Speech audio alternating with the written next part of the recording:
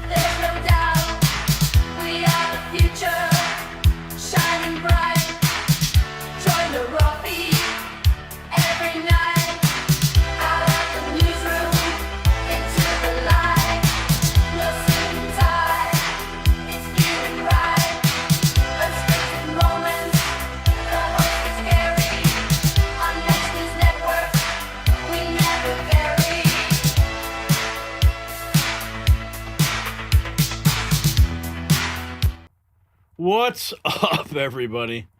Yeah, it's me. A little late today. Please accept my apologies. Had some administrative issues to deal with today. But we're back in the saddle, and you're here with us, and I'm happy for that. Got a big show lined up today. Lots unfolded in this great nation of ours. And The radical left, they just found out something. They found out what happens when you threaten federal agents on American soil. Good evening, America. I'm Gary Franchi. This is the Raw Feed. We're your frontline source for the stories the establishment doesn't want you to see. And we do have a lot to cover tonight, so let's just get right at it. You see, we warned you yesterday. It's what we warned about has exploded. The situation in Minnesota that we broke down on this very show is now escalated into a full-blown federal takeover. I'm here for it, though. The FBI has seized the investigation. Local authorities have been pushed out completely. Why? Because they're all compromised. We know that. And the calls for the Insurrection Act are no longer whispers. They're demands from lawmakers and citizens across the country. And, there's something that's fitting about this date on this calendar tonight, January 8th. It was on this day in 1815, Andrew Jackson, he stood on the muddy ground outside New Orleans with a ragtag army of frontiersmen, pirates, and patriots. 8,000 British regulars were marching towards him, the finest military force on earth. The experts said he could not win. The elite said that America would fall. Well, Jackson didn't listen. He held the line. When the smoke cleared, the British were routed. American sovereignty was secured and a message was sent to the world. This nation will not bow to foreign powers. Tonight, that same spirit is alive and well, and the globalists know it. President Trump just took an axe to 66 international organizations. Execute Order 66. Pretty much what he did. See, these organizations have been bleeding American taxpayer dollars for decades. That's your money. The United Nations, climate compacts, migration forums, global governance bodies, all of them defunded and abandoned in a single memo. The checkbook just slammed shut. The era of American submission to foreign bureaucrats is officially over. But the fight is not just overseas, it's right here at home. You see, in Minnesota, we're watching the consequences of years of far-left radicalization play out in real time. Death threats against ICE agents screamed openly in the streets, mobs clashing outside federal facilities, a sitting governor who seems more interested in protecting criminals than protecting the men and women who enforce our laws. And now a fraud investigation that has uncovered something far darker than anyone imagined. American welfare dollars flowing directly to terrorist networks overseas. That means when you pay taxes and these people steal that money, you are indirectly funding terrorist organizations. Think about the implications there. Do you file your taxes on April 15th? Do you write that check to Uncle Sam? Do you wait for your refund check? What is it you do? You sit there and stew over your paperwork, go over your bank statements, sit down with an accountant or a H&R Block rep at a strip mall and try to figure out what you have to pay.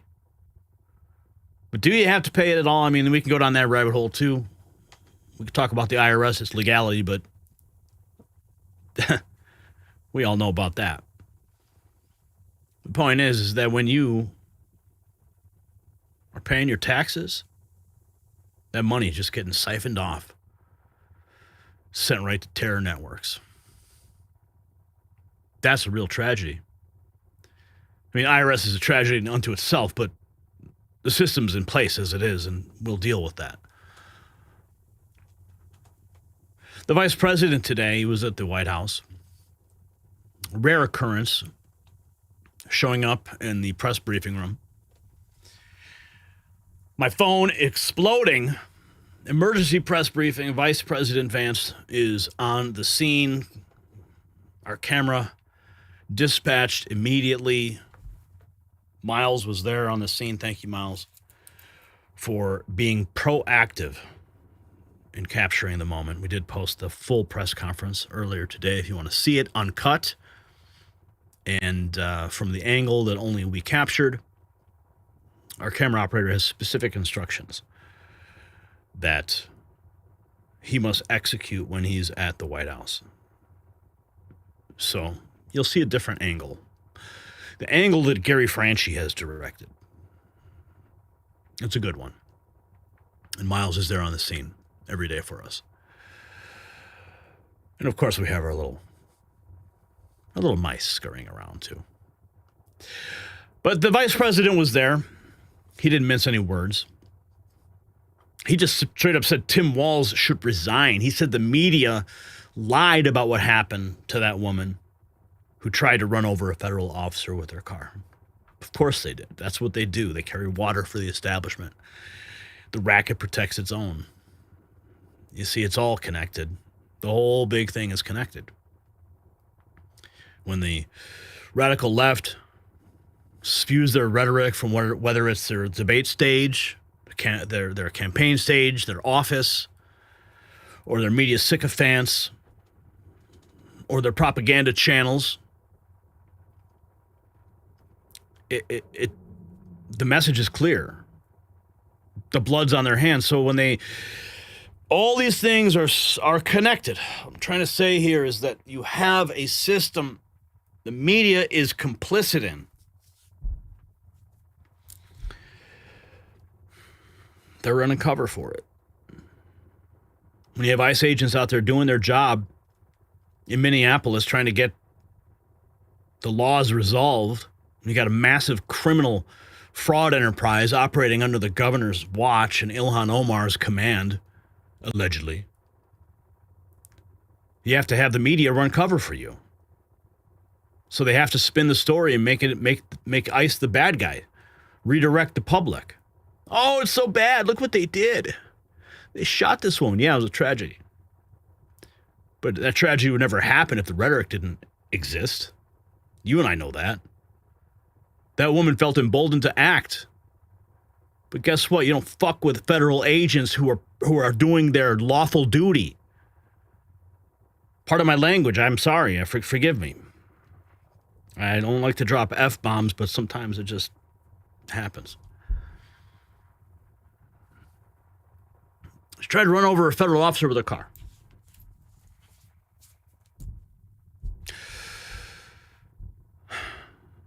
The vice president announced a brand new federal fraud command, nationwide jurisdiction, starting in Minnesota.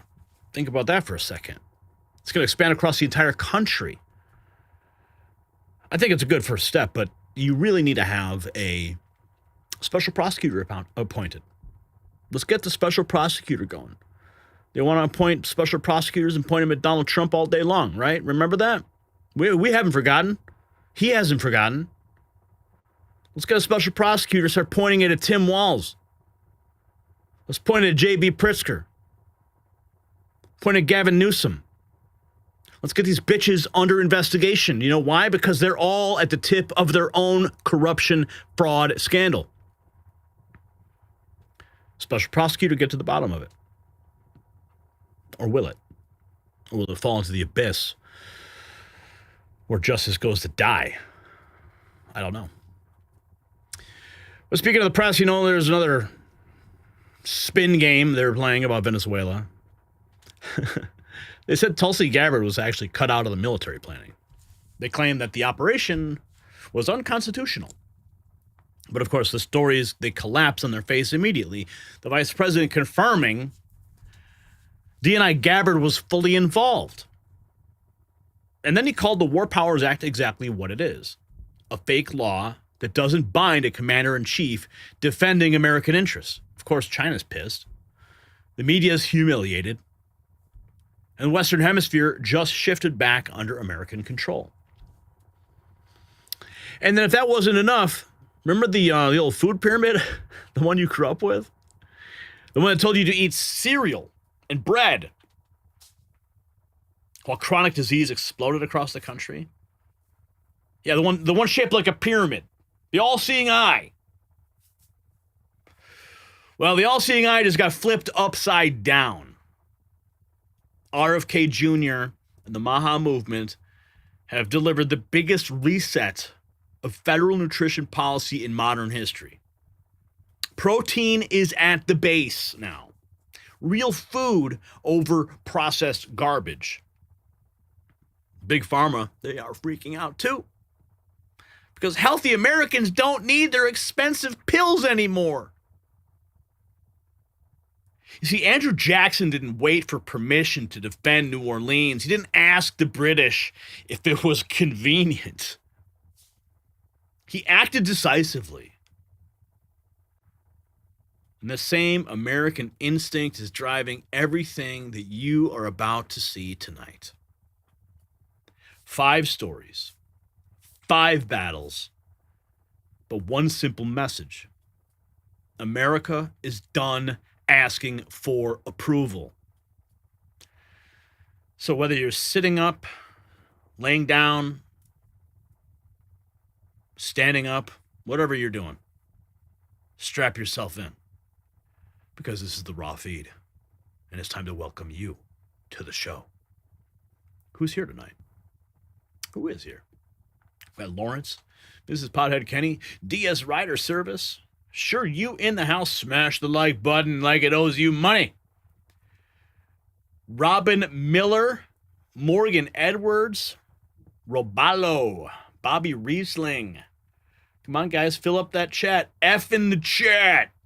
Karen and Scooby, Timothy 8426er, James Sorry, Archie Bunkers here, Brad and Truthy, Chino Jr., John Gardner, Gen X MAGA, what's up? Bella, Mrs. Pothead Kenny, good to see you back again. Boom Hour 123, what's up, yo? 2 doggies. Walter, Exile the Knights of Malta now. Jeanette Johnson, Denise. Who else is here? This is your moment. Prism, this is when we give out the freebies, because the only other time we're going to be reading your comments is if you throw down those super chats. That's when you get the megaphone, folks. 2 doggies, Rick Hall, your average American is here. Do you hashtag? Squirrels are everywhere. How do you like the brainwashing? I don't know, Chevy. I don't know. Which brainwashing are you talking about? Because I see it everywhere. John says Rand Paul's a traitor. I don't know if he's a traitor. I think he's just kind of following the law, misinterpreting the law a little bit on respect to the war powers and how the president executed that action. Let's see. Grant Thomas is here, and Monica Lee, Vicky, and Leroy. Gala Candia,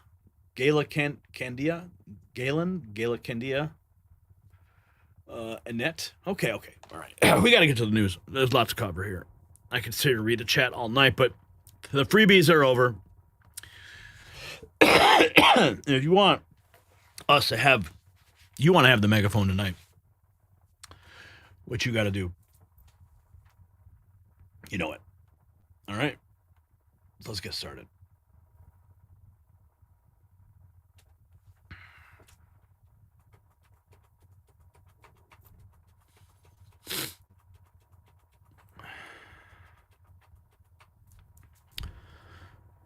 A woman is dead in Minneapolis.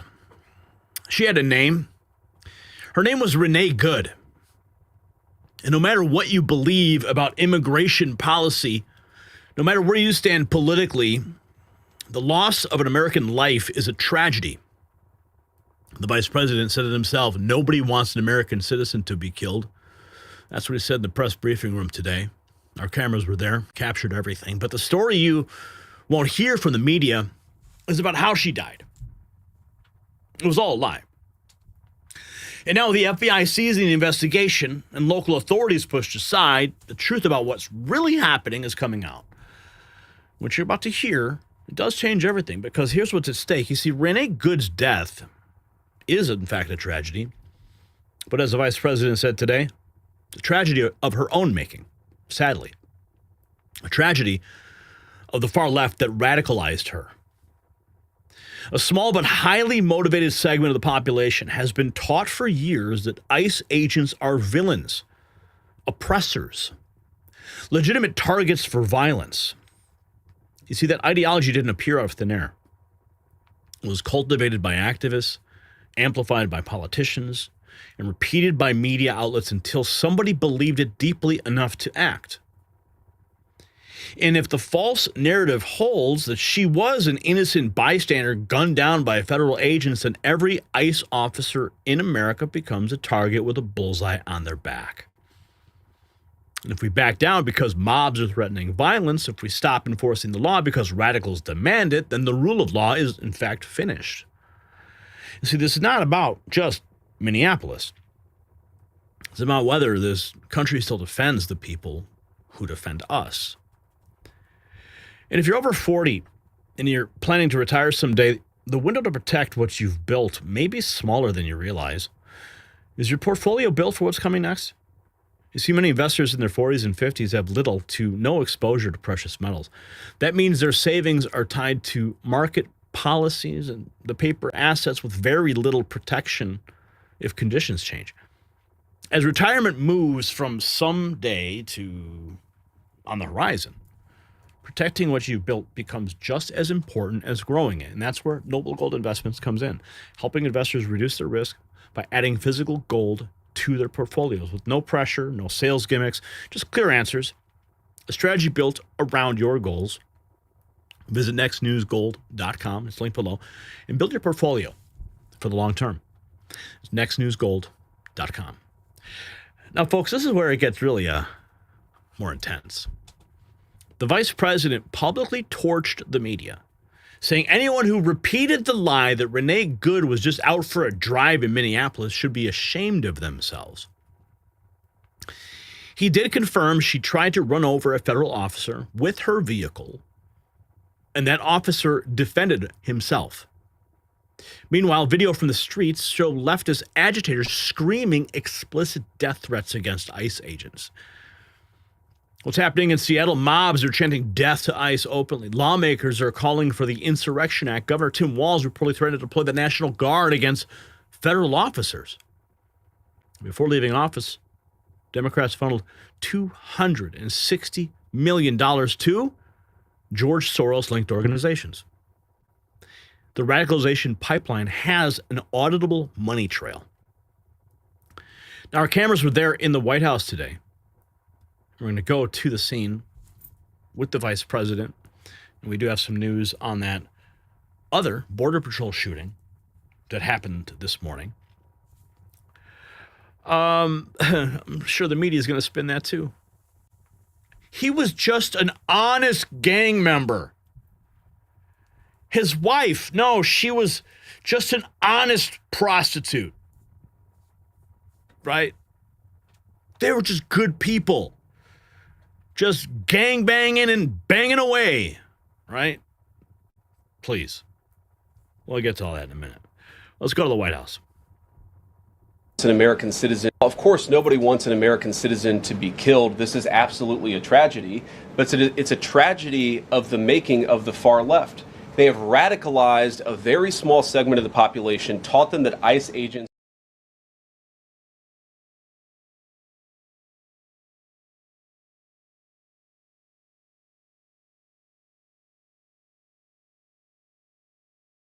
to say as a matter of leadership, and I would appreciate if the Democrats would join me on this, let's be honest about the fact that we have way too many illegal aliens in this country. Our ICE officers should be supported in doing their job. You're trying to actually marshal the far left lunatic fringe to engage in doxing, to try to make it impossible for them to enforce the law, and in some cases actually to engage in acts of domestic terrorism against our law enforcement officers. When you talk about different plans, different protocols, different policies, I forget exactly how you asked the question. Here's the simple fact. What we're going to do is make it easier for the American people's administration to enforce the American people's law. And that means that Democrats have to stop rallying the mob against legitimate law enforcement operations. And that means that we are going to get tougher. And that's what this AAG position is about. We're going to get tougher at the people who are defrauding the United States by inciting violence against our law enforcement officers. That's one of the things that we're going to do. We've already started that work at the Department of Justice, but we're going to keep on doing it, and this new AAG position is going to kick that into high gear. Of course, nobody wants an American citizen to be killed. This is absolutely a tragedy, but it's a tragedy of the making of the far left.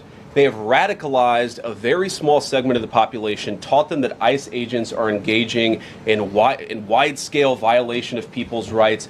What our ICE officers are doing is deporting the millions of criminal aliens that were let in during the Biden administration. So number one, we have to say... We have to stop it all.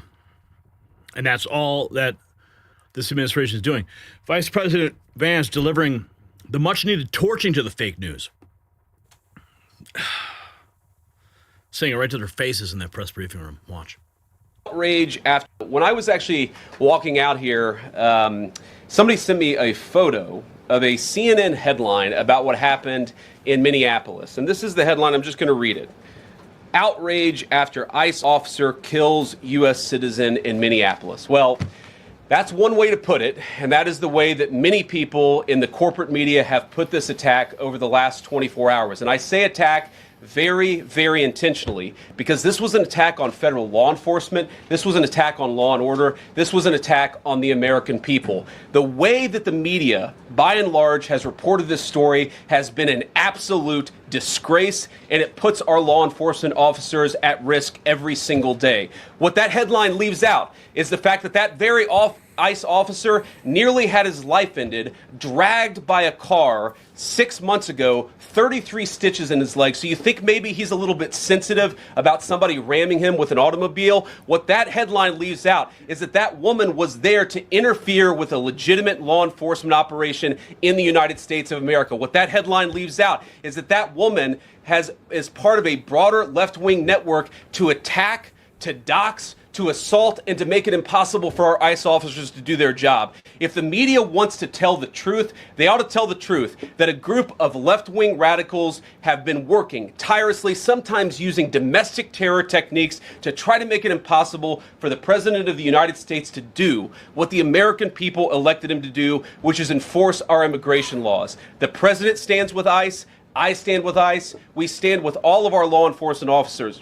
And part of that is recognizing that you people in the media, not everybody in this room, but many people in this room have been lying about this attack.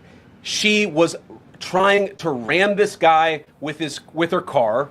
He shot back. He defended himself. He's already been seriously wounded in law enforcement operations before, and everybody who's been repeating the lie that this is some innocent woman who was out for a drive in Minneapolis when a law enforcement officer shot at her, you should be ashamed of yourself. When I was actually... They should be ashamed of themselves.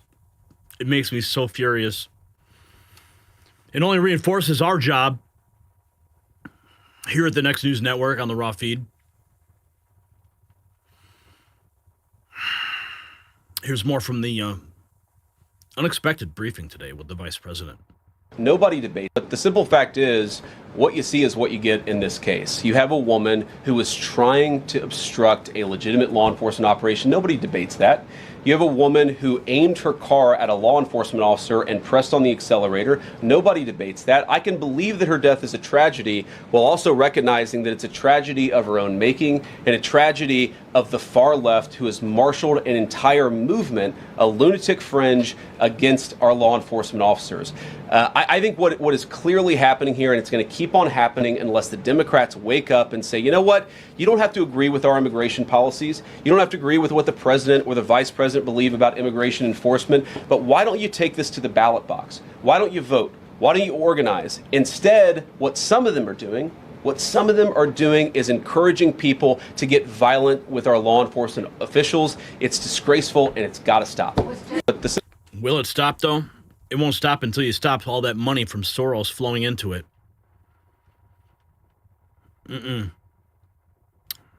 More from the press briefing today.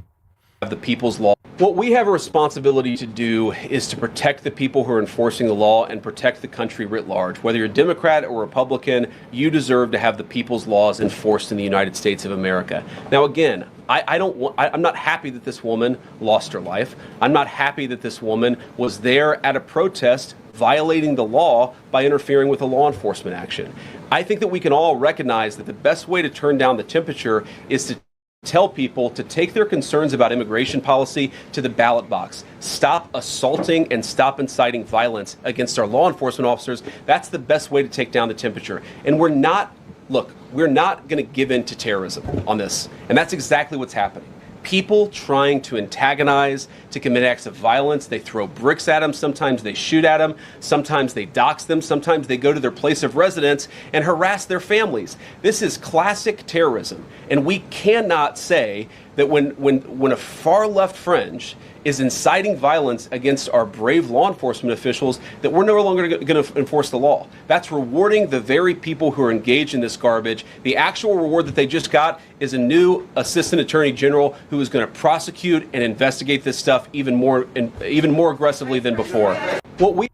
Keep going. This is the situation unfolded in Portland. Police say 2 people were shot by Customs and Border Protection. Shot by federal agents. They're in the hospital, condition unknown. The details, DHS agents stopped the vehicle driven by a gang member of Trende Aragua and his wife, who was affiliated with a TDA prostitution ring.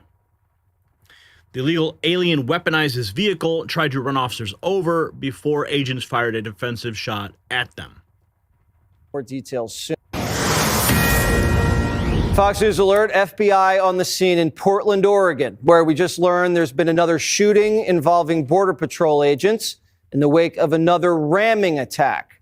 According to DHS, Border Patrol agents stopped a vehicle driven by an illegal alien from Venezuela who's a member of Trende Aragua. The passenger, a woman, was affiliated with Trende Aragua prostitution ring and a recent shooting. When the officers tried to apprehend him, he, quote, weaponized his vehicle and tried to run them over. Fearing for his life and safety, an agent fired a defensive shot. The driver drove off with the passenger, fleeing the scene. The situation is evolving and more information is forthcoming. So the story is still developing and we'll have more details soon.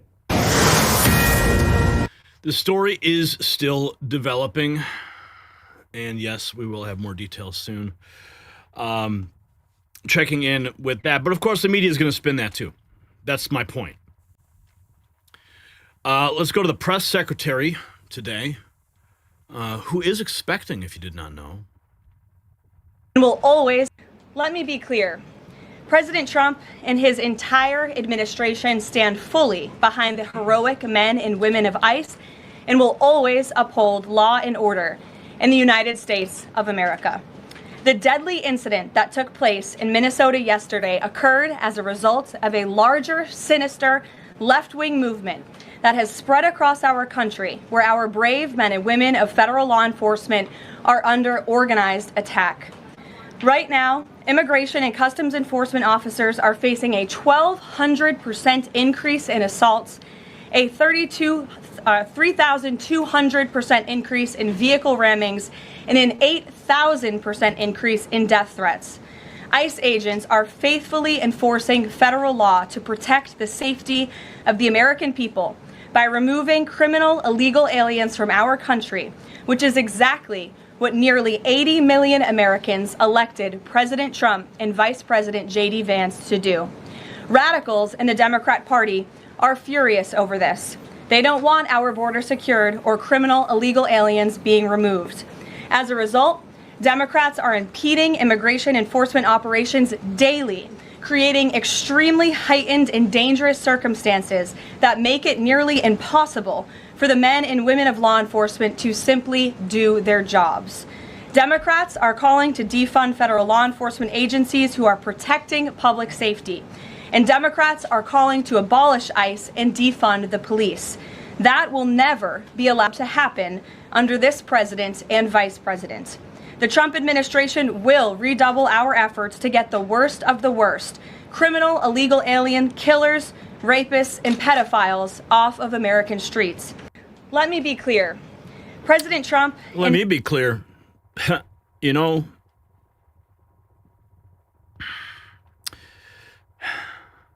this will continue because they want it to continue. That poor woman who's now in a casket,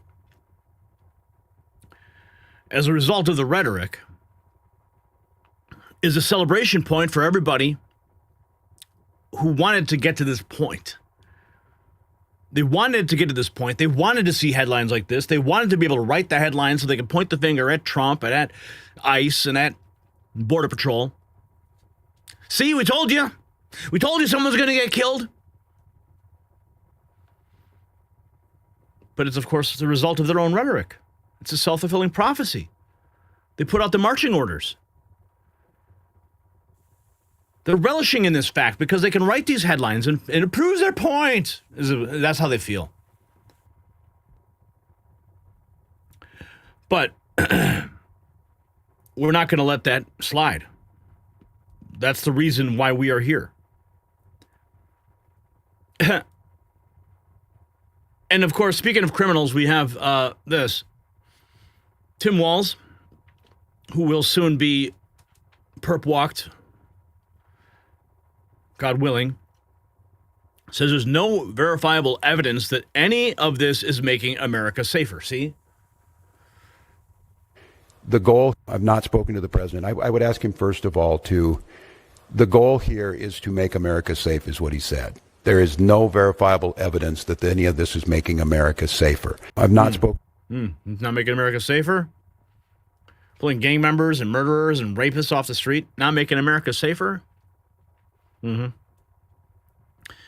FBI has assumed command of the investigation because, of course, the local Minneapolis police, they can't be trusted because of the mayor there at odds with the federal operations.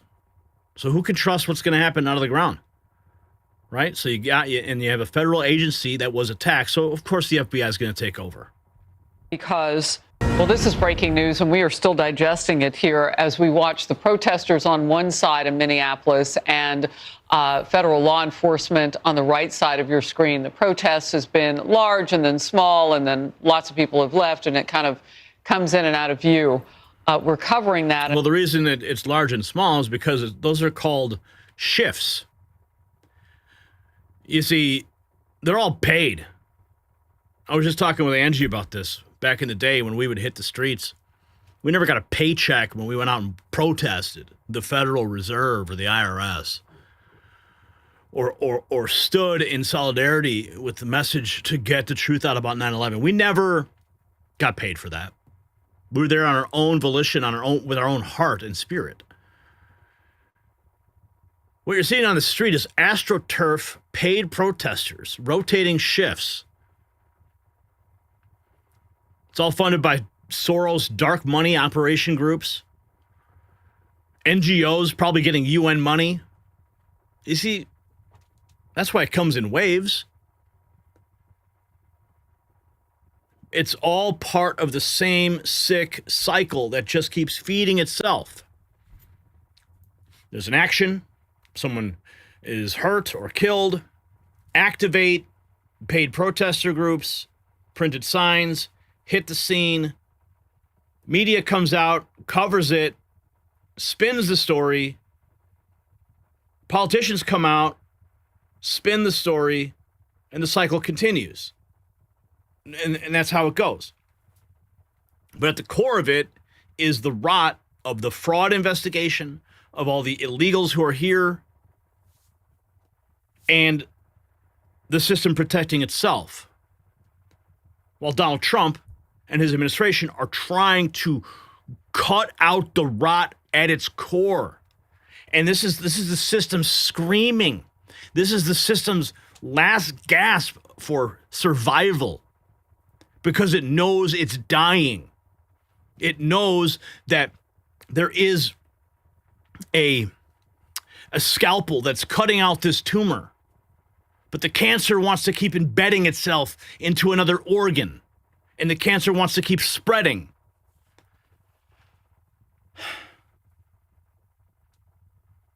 So it's a vicious cycle. And at the same time, the sanctuary laws may be in play here because the Minnesota Bureau of Criminal Apprehension has just withdrawn its participation in investigating the fatal shooting involving ICE officer in Minnesota. The BCA, this is from a statement from them, is alleging, reporting on that now, was informed that federal authorities had removed the agency's access to evidence, interviews, and case materials. Now, remember, those sanctuary laws prevent anybody in the state's law enforcement or the municipalities from providing evidence or cooperating or even letting ICE do their job. So we know that that was pre-existing. That may play a role here. If they're not going to play ball, why would you hand them all the evidence of your investigation? We'll follow this. BCA says that they are considering coming back to the investigation. I don't know what would be predicated for that to happen, but we wanted to report. So the Fed's taken over, as they should. Do the conditions need to be satisfied to authorize what former president used the military to save the republic, and what occurred exactly? Biggest drop to ever be provided on poll. The masses tend to panic in such situation. No war, no civil unrest. Joe Rambo says, clean and swift. Okay. This person used their car as a weapon and say that this agent was afraid for his life and used this in self-defense. We're going to walk through all those video clips because there's a lot of them, but I want to warn you, it's graphic. Watch. No! No! Shit! Shit! Oh my God! What the? Okay, so DHS says the woman used her SUV to block the street, trying to stop an active operation. It's something we've seen on the ground in Minneapolis and covering these ICE operations in other states. Agents told her, get out of the car, but say when they reached for her door, she reversed, then shifted into drive and accelerated toward the agents. One agent was hit by the car. We're told he was the one who opened fire. So a lot of videos, a lot of angles. Let's look at another one. I want to show you this video taken from a different angle. It appears to show the SUV strike the officer who fired those deadly shots. You can see it there. We have it highlighted on your screen. Important to look at all these clips. The DHS Secretary Kristi Noem says the woman who was killed used her car as a weapon. The officer was hit by the vehicle. She hit him. He went to the hospital. A doctor did treat him. He has been released. So here's what we know about the woman who was killed. She's been identified as Renee Nicole Macklin Good, a 37-year-old who recently moved to Minnesota. The feds say she was following ICE agents around all morning in Minneapolis, trying to stop their operation. So it was not the first time they saw her, according to the feds. This was the second, at least, location she showed up at. As the shooting remains under investigation, the Minnesota governor, Tim Walz, who's at the center of a huge fraud investigation in the state, telling people do not believe DHS, saying the state wants ICE to leave. We do not need any further help from the federal government. To Donald Trump and Kristi Noem, you've done enough. Minnesota will not allow our community to be used as a prop in a national political fight. We will not take the bait. So they told these protesters, Dana and Bill, act right, don't put on a show. But if you look at some of the video clips, they were throwing ice, they were throwing snow at these agents, they were banging on their doors. And whether they have questions about the investigation and the shooting or not, these are federal agents. They'd really tried to chase them out of town. Watch this. ICE out now! ICE out now! ICE out now! And so that last clip you saw was at the protest at the federal building. They were trying to break through the window, we're told. Again, this morning, more protests, are expected. We have a crowd that's kind of gathering. Nothing happening just yet at one location. Minneapolis Public Schools, though, they're also watching these protests. They've canceled classes for the rest of the week. Why? Because they see these protests and they know what happened in 2020. So we're going to keep an eye on it on the ground. Yeah, we all remember what happened in 2020. More astroturfing there. Mostly peaceful, they called it, as buildings burned. Left-wing agitators threatening the lives of immigration officials.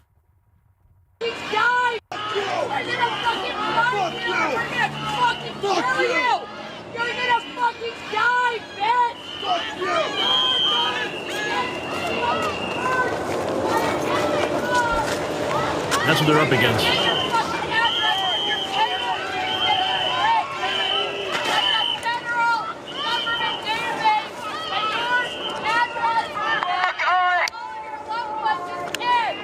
You get the point, right? Let's see what the president had to say about the Insurrection Act being invoked. Today is I'm allowed to use the Insurrection Act. In fact, that was on Stephanopoulos today, his Sloppodopoulos show. They asked Sloppy Chris Christie about the Insurrection Act. He said, well, if you're talking about the Insurrection Act, he's got the absolute right to use that. And he said a couple of things. He said 50% of the presidents that served in office have used the Insurrection Act. And the Insurrection Act, according to all of them, said it can't even be challenged. I don't have to go there yet because I'm winning on appeal. You know, you're right. We're losing with radical left judges, generally, radical left judges, and we're winning on appeal. I'm allowed to use the Insurrection Act. In fact, do it. Just get it over with. Just squash this shit. Seattle terrorists openly chanting death to ICE in the streets.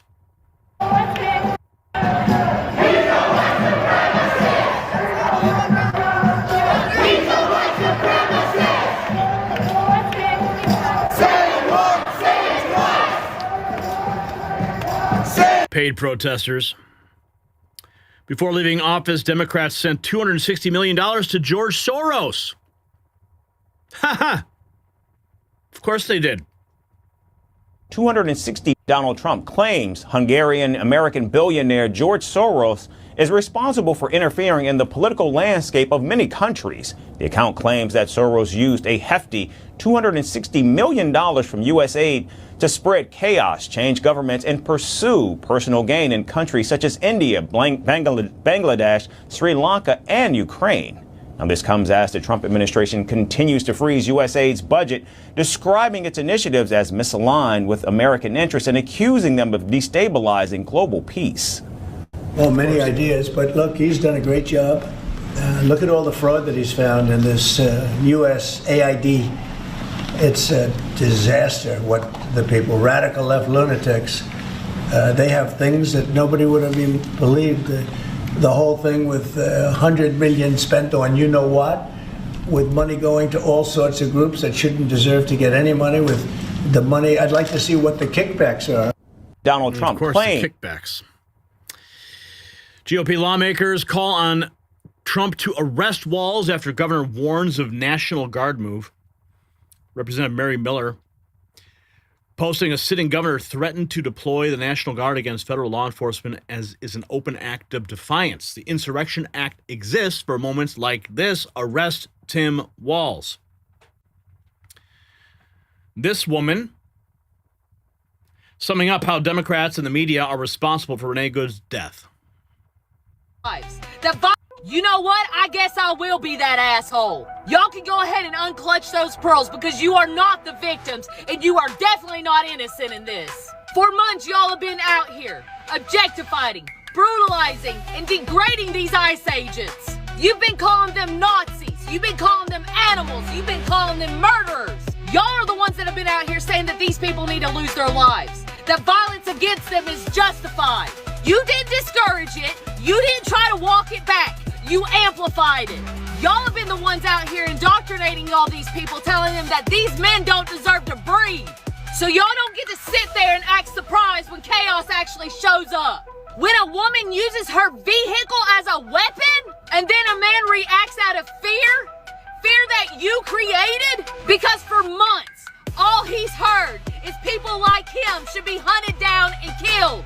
Now all of y'all are out here acting like, oh my God, how could have this happened? Hear me clearly when I say this.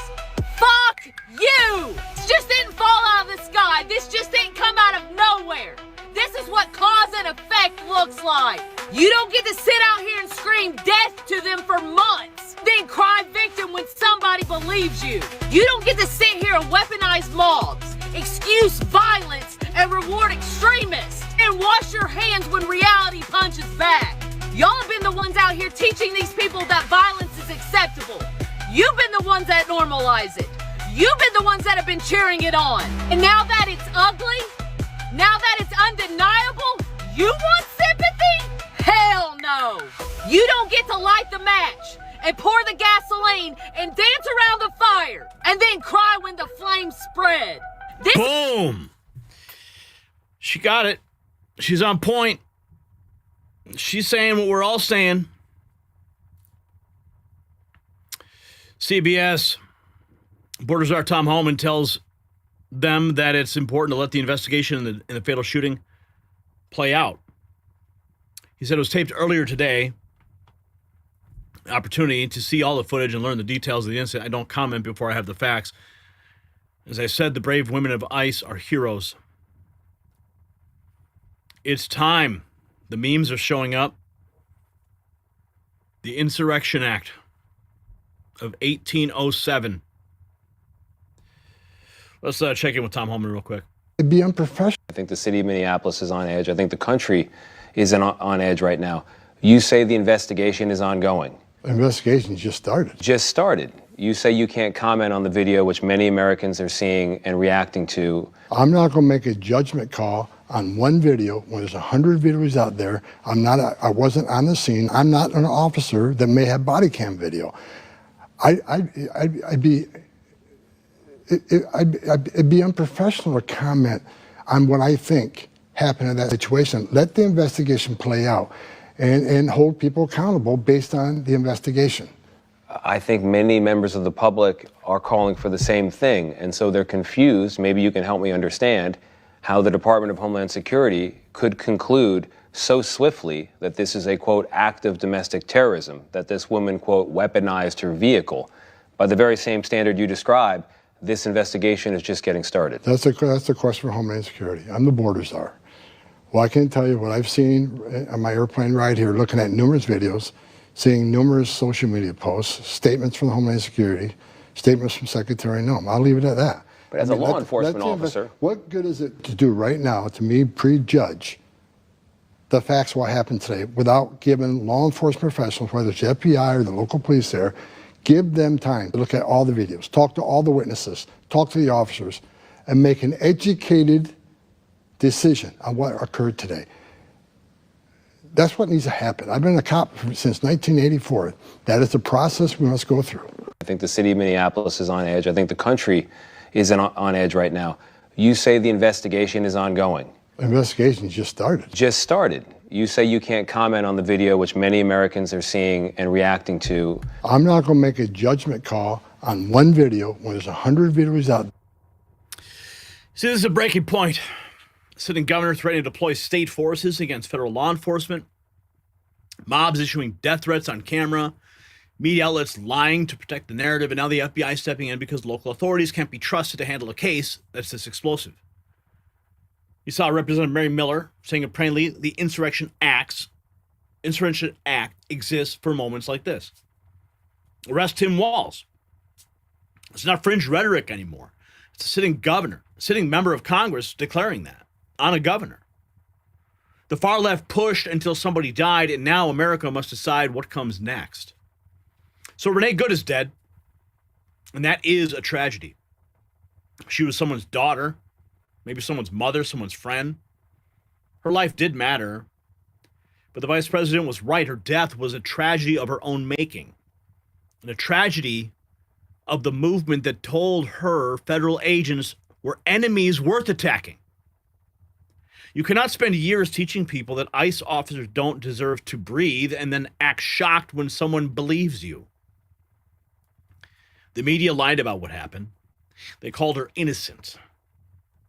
She tried to run over a federal officer with her car, and he defended himself. That's not brutality. That is called survival. The question now is whether the federal government will act before another radicalized American dies believing the lies they were fed.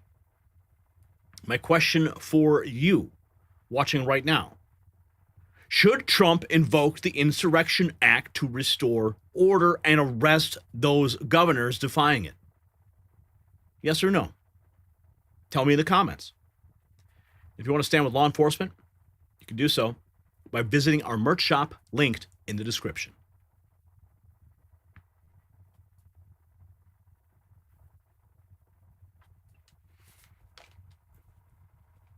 All right. That is closing of segment 1. And do we have super chats? Do you hashtag? Do hashtag? Slip and slide in leftist tears. Woohoo. $5. Thank you. And he's back with another 5. He just loves dropping it. I wonder how many congressional members and senators were installed by machine. Nothing to see here. Yeah, of course. Truthy Ruthie, what's up? $20. God bless America. God bless you. And do you hashtags back again with another 10. Come on, President Trump. Use the Insurrection Act, please. Come on, please. All right. Super chats have been acknowledged. That's your megaphone, folks. You wanna have some of that screen time? I'll give it to you. Just hit that little button right next to the chat and have your voice heard. All right, we're going to move into our next topic here.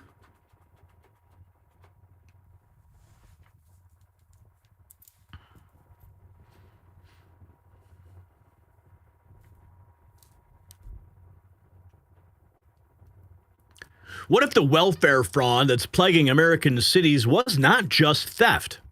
What if it was something far worse? The Trump administration just stood up an entirely new Justice Department operation with nationwide reach, and their very first target is Minnesota. Because what investigators found there is not just missing money, it's an actual pipeline. Taxpayer dollars stolen through fake daycares and sham nonprofits didn't just disappear, they moved. And where they ended up will change exactly how you see everything. And so the story you're about to hear now is about to get very dark. You see, Treasury officials cite estimates showing somewhere between $300 billion. You hear me? Did you hear me? $300 billion and $600 billion in fraud every single year. I'm sure that's just a conservative estimate. You see, that's roughly 10% of all federal spending just vanishing. 10% gone. But you see, it's not really just about the waste anymore. Congressional testimony is now alleging that a portion of that stolen money, a portion of that $600 billion flowed overseas, directly into the hands of Al-Shabaab, an Al-Qaeda affiliate, operating where? In Somalia. American tax dollars funding terrorist networks. That's right, your money that you sign your checks for every April 15th, gone to fund an Al-Qaeda group. You're paying for it. See, that's the accusation. And that's why DHS agents are conducting door-to-door evidence collection in Minneapolis right now. That's why a sitting member of Congress has referred Governor Walz and Attorney General Keith Ellison to the Department of Justice for criminal charges. And that's why the vice president, in the press briefing room today, unexpectedly, said plainly that Tim Walz should resign because he either knew about the fraud machine or he deliberately looked the other way. Either answer ends his career. You see, when systems start failing, you just don't want to be caught unprepared. That's why I always recommend my Patriot Supply. Right now, they've got a special deal on their 3-month emergency food kit. Save $100 while supplies last, over 2,000 calories a day for 90 days. Breakfast, lunch, dinner, drinks, and snacks packed in sturdy buckets, lasting up to 25 years, made right here in the good old US of A. No MSG, no junk, just food you can count on, fast free shipping, and disaster replacement guarantee. Can't go wrong with that. The website's down below, preparewithgary.com. Hit it up, get prepared, and get peace of mind. So in the briefing room, the vice president called it the lowest IQ fraud imaginable. Daycare centers that couldn't even spell the word learning on their signs. Sham nonprofits that barely operated, programs designed to be looted from day one. The infamous Quality Leering Center on Nicollet Avenue is now apparently officially closed. That's just one node in a much larger network. Investigators say that billions were siphoned through nutrition programs, Medicaid, housing, and even community organizations. As we stated, whistleblowers who tried to stop it were threatened, fired, tracked, blacklisted from government jobs. One source said that the retaliation was worse than anyone imagined. And now the same childcare fraud model is being proposed in New York City. The pattern is spreading. And as we reported just yesterday, the citizen journalists are fanning out and finding it wherever it may be, from coast to coast, following the lead of Nick Shirley. This is how it must be done. Let's go to the vice president in the press briefing room today. Our cameras were there. Miles on the scene, capturing the footage. Here's the rapid response angle. If you want to see our angle, go to the YouTube channel. We've got it there. Published it earlier. You can watch it rare, raw, uncut, unedited, with specific instructions I give our camera operator to capture the details that no one else captures. That's the Gary Franchi angle. We'll get it only at the Next News Network. The other way. I think Tim Walz should resign because it's very clear either that he knew about the fraud in Minneapolis, he knew about the welfare fraud, or at the very least he looked the other way. I mean, this is not this is not like Lex Luthor, right? This is not movie villain fraud. This is the lowest IQ possible fraud. This is, we're going to take the absence of kids and set up a daycare center where there are no children, and we're going to call our early childhood education center the Quality Leering Center. By the way, if you can't spell learning, maybe you shouldn't be in early childhood education. But people got rich off of this. We know that there were schools who either had no enrollment or at least they overstated their enrollment. Tim Walz, either it was unbelievable incompetence or he was in on the fraud. That's one of the things we're going to get to the bottom of. I think Tim Walz should resign. I think he was in on the fraud. I think he should resign and be arrested. The Department of Homeland Security, the press secretary in the same briefing today, has this announcement about what they're going to do. The Department of Homeland Security will continue to operate on the ground in Minnesota, not only to remove criminal illegal aliens, but also to continue conducting door-to-door investigations of the rampant fraud that has taken place in the state under the failed and corrupt leadership of Democrat Governor Tim Walz. Taxpayers have been ripped off to the tune of billions of dollars in this one state alone. And that is going to end, and people are going to be held accountable. The Trump administration has activated thousands of federal agents, doubled the number of U.S. attorneys in the DOJ office in Minneapolis, and surged resources to hold fraudsters accountable and demand justice for law-abiding American taxpayers and citizens across our country. The Department of DHS is not stopping. They will continue to operate. And here is the big announcement. The new Assistant Attorney General position. To get in daycare. If you're a young parent struggling to afford childcare in the United States of America, there are programs that we have to make it easier for your kids to get in daycare, for your kids to get in preschool. Those programs should go to American citizens, not be defrauded by Somali immigrants and others. Make it hard for you to get the access to the resources you need. But number two, making it easier for people who shouldn't even be in this country to fleece the United States and our taxpayers to begin with.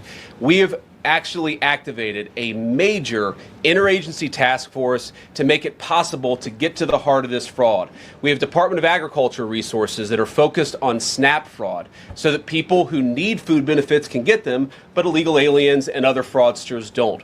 We have over 1,500 subpoenas that the Department of Justice has issued to get to the heart of the fraud ring. We've done almost 100 indictments, mostly Somali immigrants, but also a few others. And of course, we're looking in with broad investigatory authority to a number of the instances of wrongdoing that we've seen in Minneapolis. But we also want to expand this. We know that the fraud isn't just happening in Minneapolis, it's also happening in states like Ohio. It's happening in states like California. And so what we're doing in order to help coordinate this remarkable interagency effort from the Trump administration, but also to make sure that we prosecute the bad guys and do it as swiftly and efficiently as possible, is we are creating a new Assistant Attorney General position who will have nationwide jurisdiction over the issue of fraud. Now, of course, that person's efforts will start and focus primarily in Minnesota, but it is going to be a nationwide effort because, unfortunately, the American people have been defrauded in a very nationwide way. If you're a young parent struggling to afford childcare in the United States of America... Do you understand the stakes here? Nationwide jurisdiction. Oh, but we're going to first peel back the curtain over there in Minneapolis, Minnesota. And then we're going to go after everybody else. I just want to see the special prosecutor appointed. Let's just cut to the end. Can we please? Insurrection Act, let's just get it over with. Right? Do we have to wait? A crime is in progress. Isn't that how this thing works? Right? Crime in progress, arrest the bad guy, throw him in the clink. That's what would happen, right? If you were committing a crime, if you were robbing a bank and they caught you, right? Well, we caught him. Crime in progress. Does everybody have to call 911 at the same time? Report a crime? How do we get this thing accelerated? I don't know. But at least we have a starting point. Here's Tim Walz. Here's the VP on Tim Walz. He says he's a joke. Yes, he is. Because his... I wanted to read a quote from Tim Walz earlier today. He said, when things looked bleak, it was Minnesota's first that held the line for the nation on July 3rd, 1863. And I think we may be in that moment now. Can you comment on his rhetoric and Mayor Jacob Frey and whether they want to see unrest in Minneapolis? Well, that's very tough rhetoric from a guy who just quit because his fraudulent activities have been uncovered. Look, Tim Walz is a joke. His entire administration has been a joke. The idea that he's some sort of freedom fighter, he's not. He's a guy who has enabled fraud and maybe, in fact, has participated in fraud. That's what this new Assistant Attorney General position is going to find out. I don't care what Tim Walz says. I care about getting to the bottom of this fraud for the American people, and I care about enforcing the nation's immigration laws. That's what we're going to stay focused on. I wanted to read a quote from Tim Walz earlier today. He said, when things looked bleak, it was... Oh, Tim Walz says that Minnesota is at war with the government. Well, I said this yesterday. We've never been at war with our federal government. I think in this case that the National Guard is their main mission. They have a dual mission. Well, I said this. We've never been at war. You're about to find out, buddy. Here is the Treasury Secretary, Scott Bessent. Probably your new Fed chair next year, or this year, excuse me, in a few months. When that too late son of a bitch is out. Here he is talking about how they're going to track down the fraud. Hybrid IRS called criminal investigations. And these men and women, they are cool cats. They can take apart a balance sheet and they can knock down a door and arrest someone. Like they go out on patrols, they can make arrests. It's this very interesting hybrid force, about 2,500 of them, and they led the charge here. So it was IRS CIs who uncovered the initial fraud and the prosecutions. So it's with that group with other groups at IRS and with the powers of the Treasury to track where the money came from, where it's going. We saw this very unsettling news yesterday that many people involved here with the administration of these programs have tried to go back and they recreate documents, change documents, and we're not going to have that. We are going to hold people accountable. We're going to press this to the full extent possible. And like I said, I think that this may just be, it's a cold day outside, so this could be the tip of the iceberg here in Minnesota, but it's probably may not be as prevalent, but the dollars may be bigger and larger in other states. And just to put this in perspective for American taxpayers, for American families, the GAO, the General Accounting Office, believes that there is somewhere between 300 and 600 billion of annual fraud, roughly 10% of government spending that disappears due to fraud. If we can recapture that, that is 1% to 2% of GDP. The IRS called criminal investigation.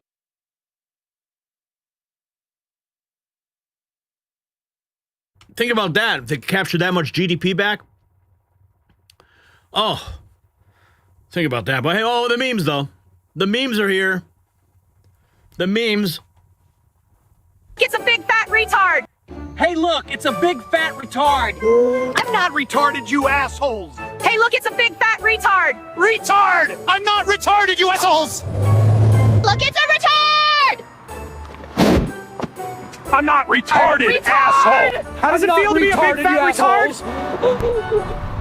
I'm not retarded. It's a big fat retard. Retard. I'm not retarded, you assholes. I'm not retarded. Retard. I'm not retarded, you assholes. Hey, look, it's a big fat retard. I like this one. If we can attack Venezuela and capture Maduro overnight, why can't we arrest Tim Walz next? Yeah, this is the scene we all want to see, right? Tim Walz, when confronted about Somali fraud, this is what he had to say. Buckle up. And victimizing the...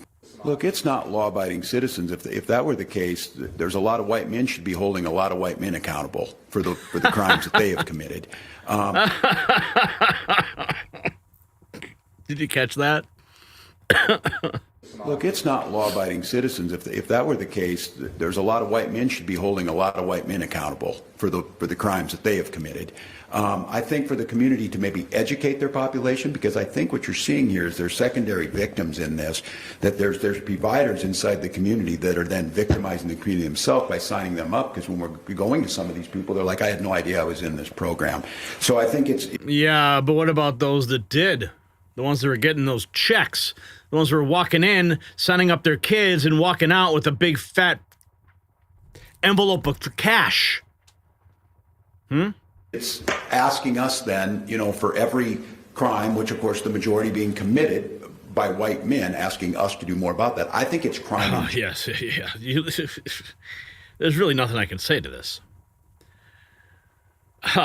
Let's go to Elon Musk. He says, the United States is only 4% of the world population.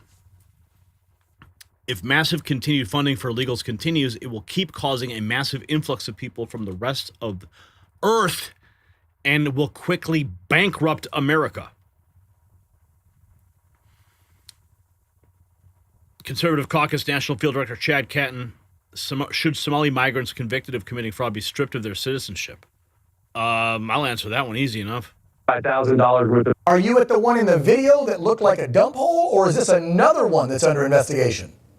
No, we've been to 4 more since the one that we saw earlier today, where they've already received $155,000 worth of government money into an empty building and a dilapidated building. We're standing in front of another one called Beyond Babies Childcare, and I'm not saying that this is fraudulent.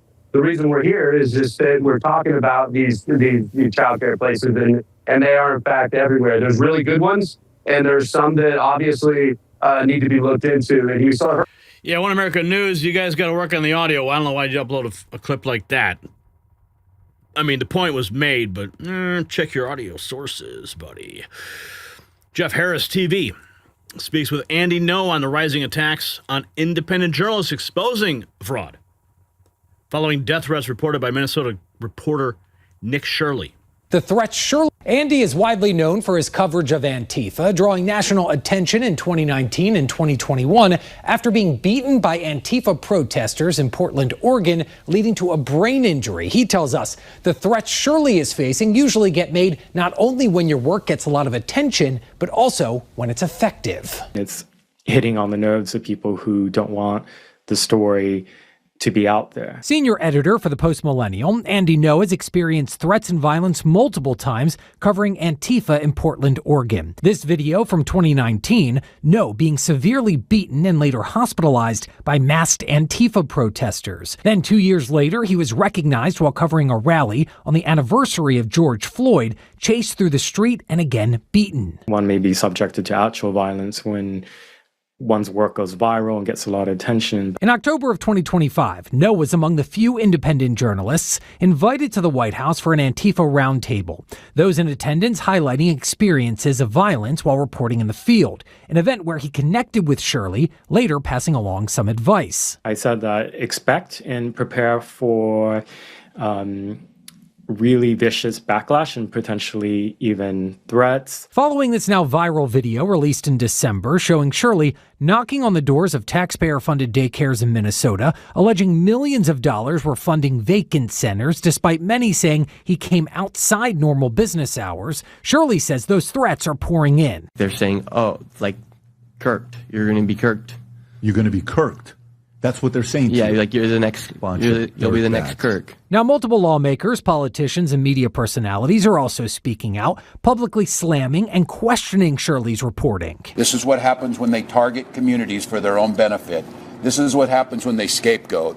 And this is what happens when they no longer hide the idea of white supremacy. Nick Shirley's reporting, there's no way that this kid walking around uncovered $100 million worth of fraud on his own. But despite the backlash, the video has pushed the fraud story into the center of the national conversation, prompting Wednesday's House hearing on Capitol Hill and praise from some GOP lawmakers. It's amazing to me that a 23-year-old journalist, a YouTuber, who's now got over 80 million views on this thing, found more in a matter of hours than Tim Walz and Keith Ellison, our Attorney General, have found in 7 years. Now, No adding he believes the criticisms being lobbied at Shirley and others like him aren't because the videos are lies or a hoax, but rather because they're portraying a community in a negative light. So those type of criticisms are actually quite revealing. Now, in an interview with conservative political activist Riley Gaines, Shirley also sharing that he would be exposing even more alleged fraud soon. His viral video has now been viewed more than 139 million times.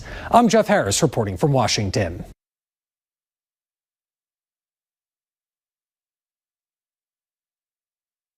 $130 million views. That's all it takes. And you can change the world with your camera. Representative Comer nailing Tim Walz. We're about to hear a moment as this fraud is investigated. You've got this ICE shooting that happened yesterday, and there is a lot going on. Weigh in on all of it in this critical moment. We're about to hear from the vice president as well. Well, Tim Walz was having a terrible day from our hearing. The witnesses were stating what the rumors had been. That Tim Walz did in fact know about the billions of dollars of fraud that was taking place primarily by the Somali community in Minnesota. Yet not only did he not do anything to prevent the fraud, he attacked anyone, including the state employees, who tried to alert the governor about fraud. So that was taking place, and then you had the ICE shooting. And Tim Walz, like a well-seasoned politician, he tries to take advantage of a terrible situation.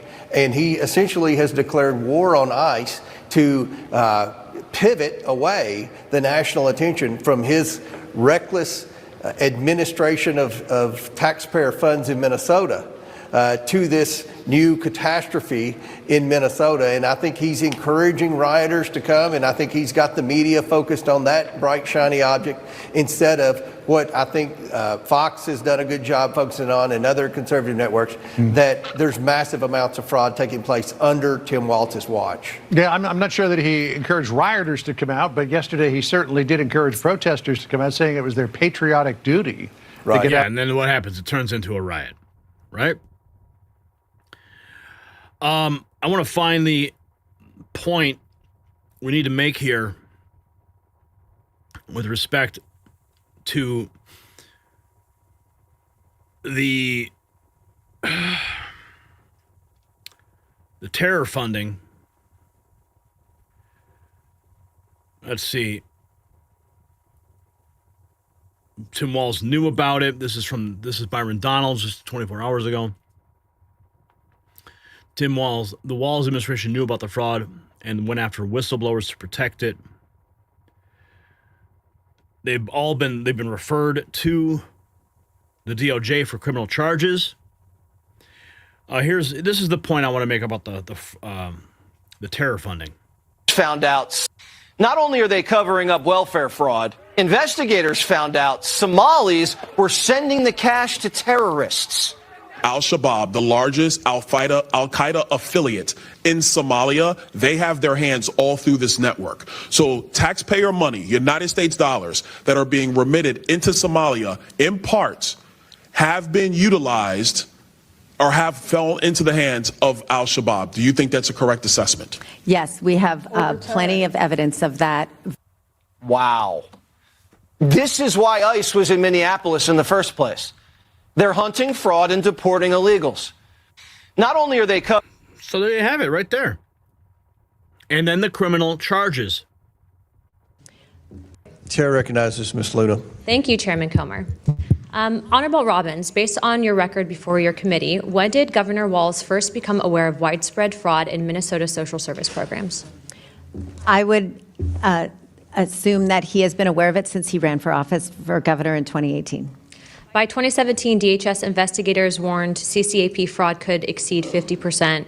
What was that information elevated to the governor's office? Yes, there was an OLA report. Thank you, ma'am. By 2020, state officials knew feeding our future invoices were fraudulent. We know that payments continued to the AG's knowledge. Did they continue to the governor's knowledge as well? Yes. Attorney General Ellison agreed on tape to fight Minnesota's own Department of Human and Health Services in exchange for Somali political and financial support. In your personal opinion, do you believe it is a possibility that Governor Walz also made that personal deal, or that he at least knew about the Attorney General's agreement? I don't know. Okay. I don't want to rehash what you guys have spent hours answering. We know that there's a big issue with the fraud in Minnesota. So on a number of things, I'd first like to point out, thank you for being here today, but because of your testimony and because of some of the evidence that we've seen brought forward, as well as I'm sure the fact that this committee, I assume, at Chairman Comer's direction, will be soon subpoenaing AG Ellison, I would like to make criminal referrals regarding Governor Walz as well as AG Ellison. As you know, U.S. Code 371 and U.S. Code 2, which deals with criminalized conspiracies to defraud the United States and establishes liability for individuals who knowingly aid or abet the commission of federal offense, includes willful blindness or deliberate inaction where duties to act exist. So I will be referring them later on today. Chair recognizes Ms. Luna. Thank you, Chairman I Comer. will be referring them Robbins, later on today. This is only the beginning.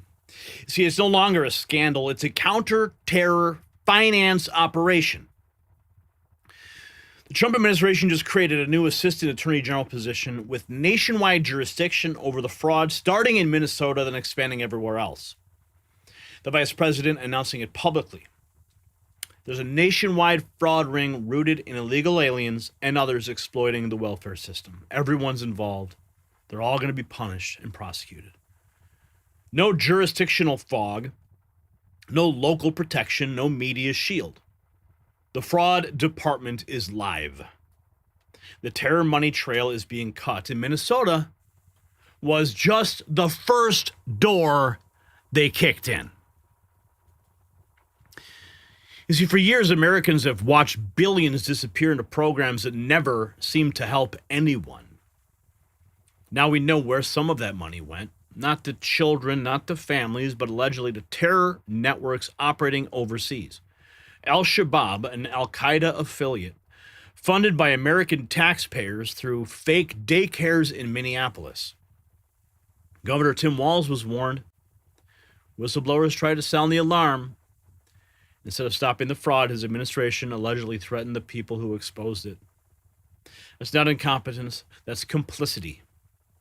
Representative Anna Paulina Luna has referred Walz and Keith Ellison to the DOJ for criminal charges.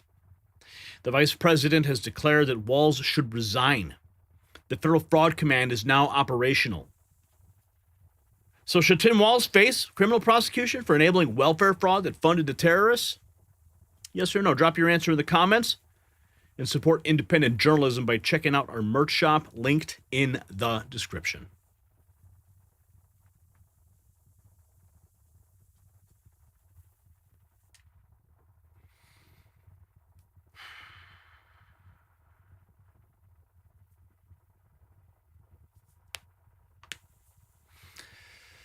No super chats to speak of here. Moving into our next topic. What are you guys saying in the chat? What's up, chat? Tell me, chat. We need the Somalis. They build tech and buildings. They're so innovative. Look how great Somalia is. You don't get lost in the Ozarks. You get a tick on your balls? What? Ellison's on it too. Of course he is.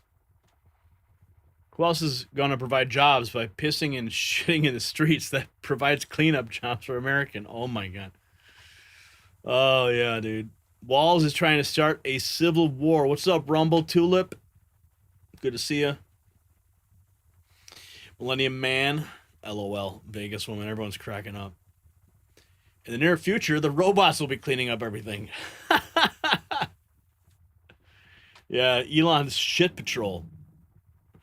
Americans never imagined that we would need to start building mud huts. You guys are hilarious, man. You guys are so funny.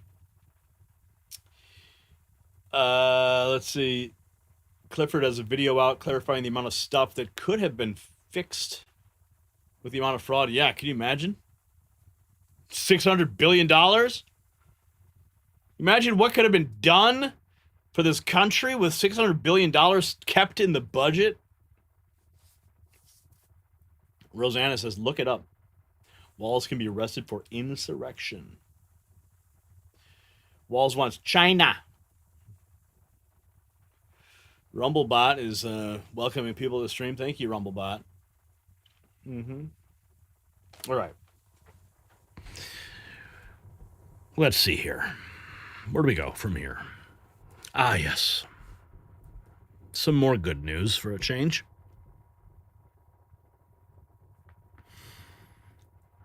All right.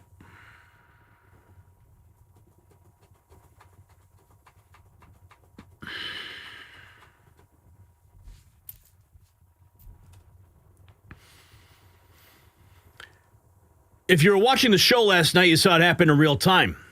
If you missed it, I'm going to present it for you. Because I got an email directly from the White House right in the middle of the broadcast.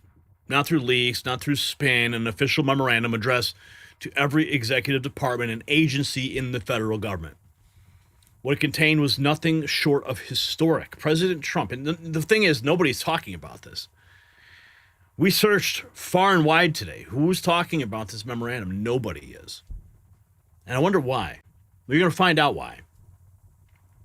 See, President Trump just ordered the United States to withdraw from and defund 66 international organizations, including 31 United Nations organizations, climate compacts, migration forums, global governance councils, all of them gone.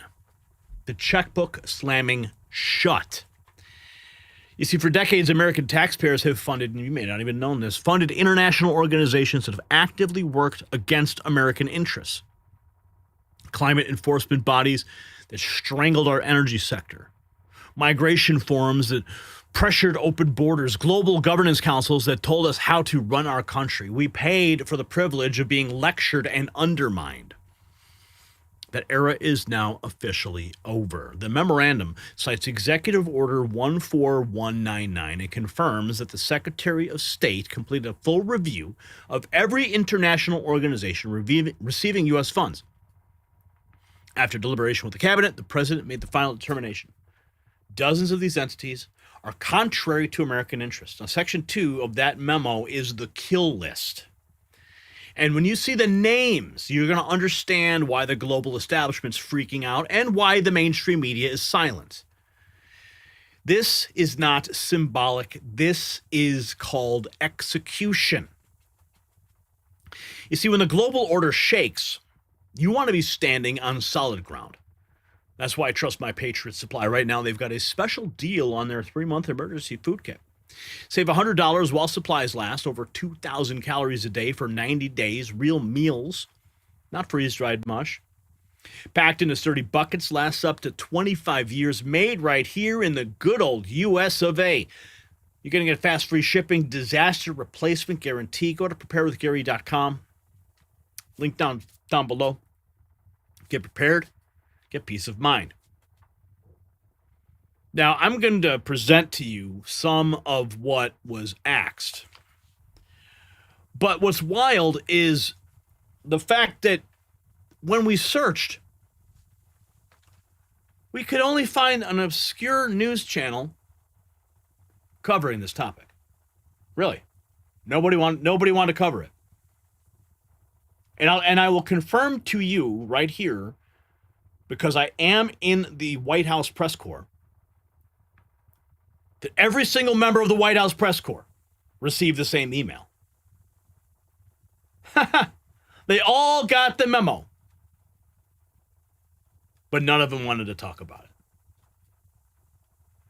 So before we present the moment that it happened, because we did present it last night, but the fact is, some of you may have missed it. I want to make sure, because this is really important, that you do understand what's happening. But this is it. This obscure channel WION talking about it. As is the United Nations dying in plain sight?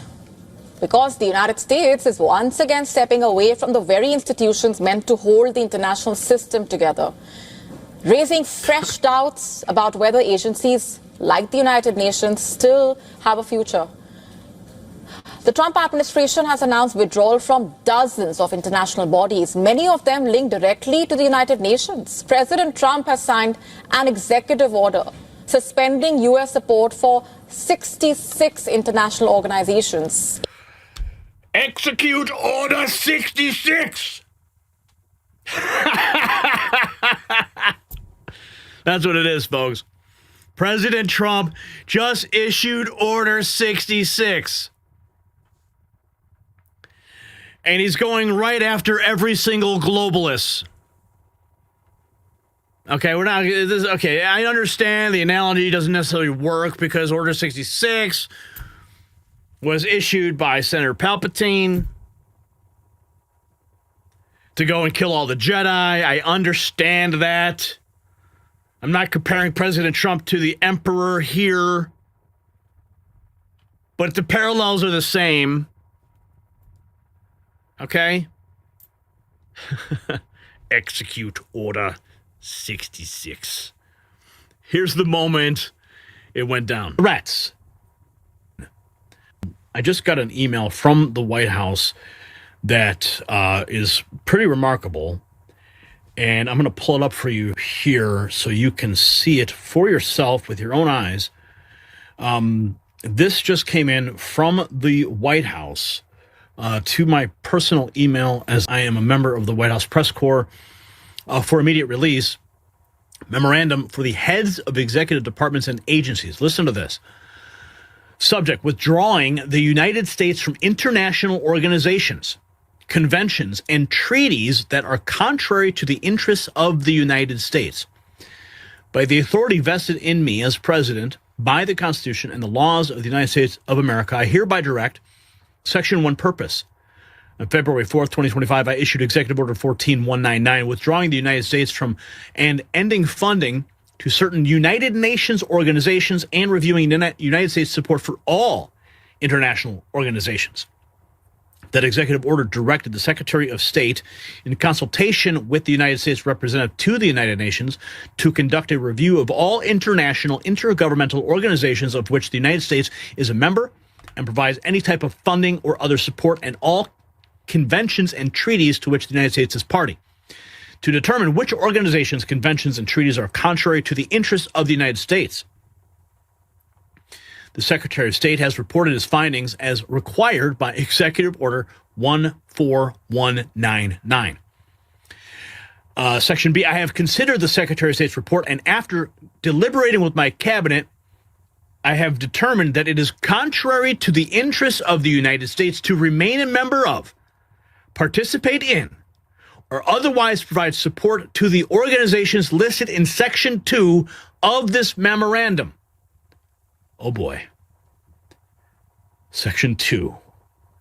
Consistent with Executive Order 14199 and pursuant to the authority vested in me as president by the Constitution and laws of the United States, I hereby direct all executive departments and agencies to take immediate steps to effectuate the withdrawal of the United States from the organization listed in Section 2 of this memorandum as soon as possible.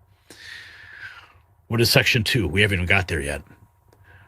For United Nations entities, withdrawal means ceasing participation in or funding to those entities to the extent permitted by law.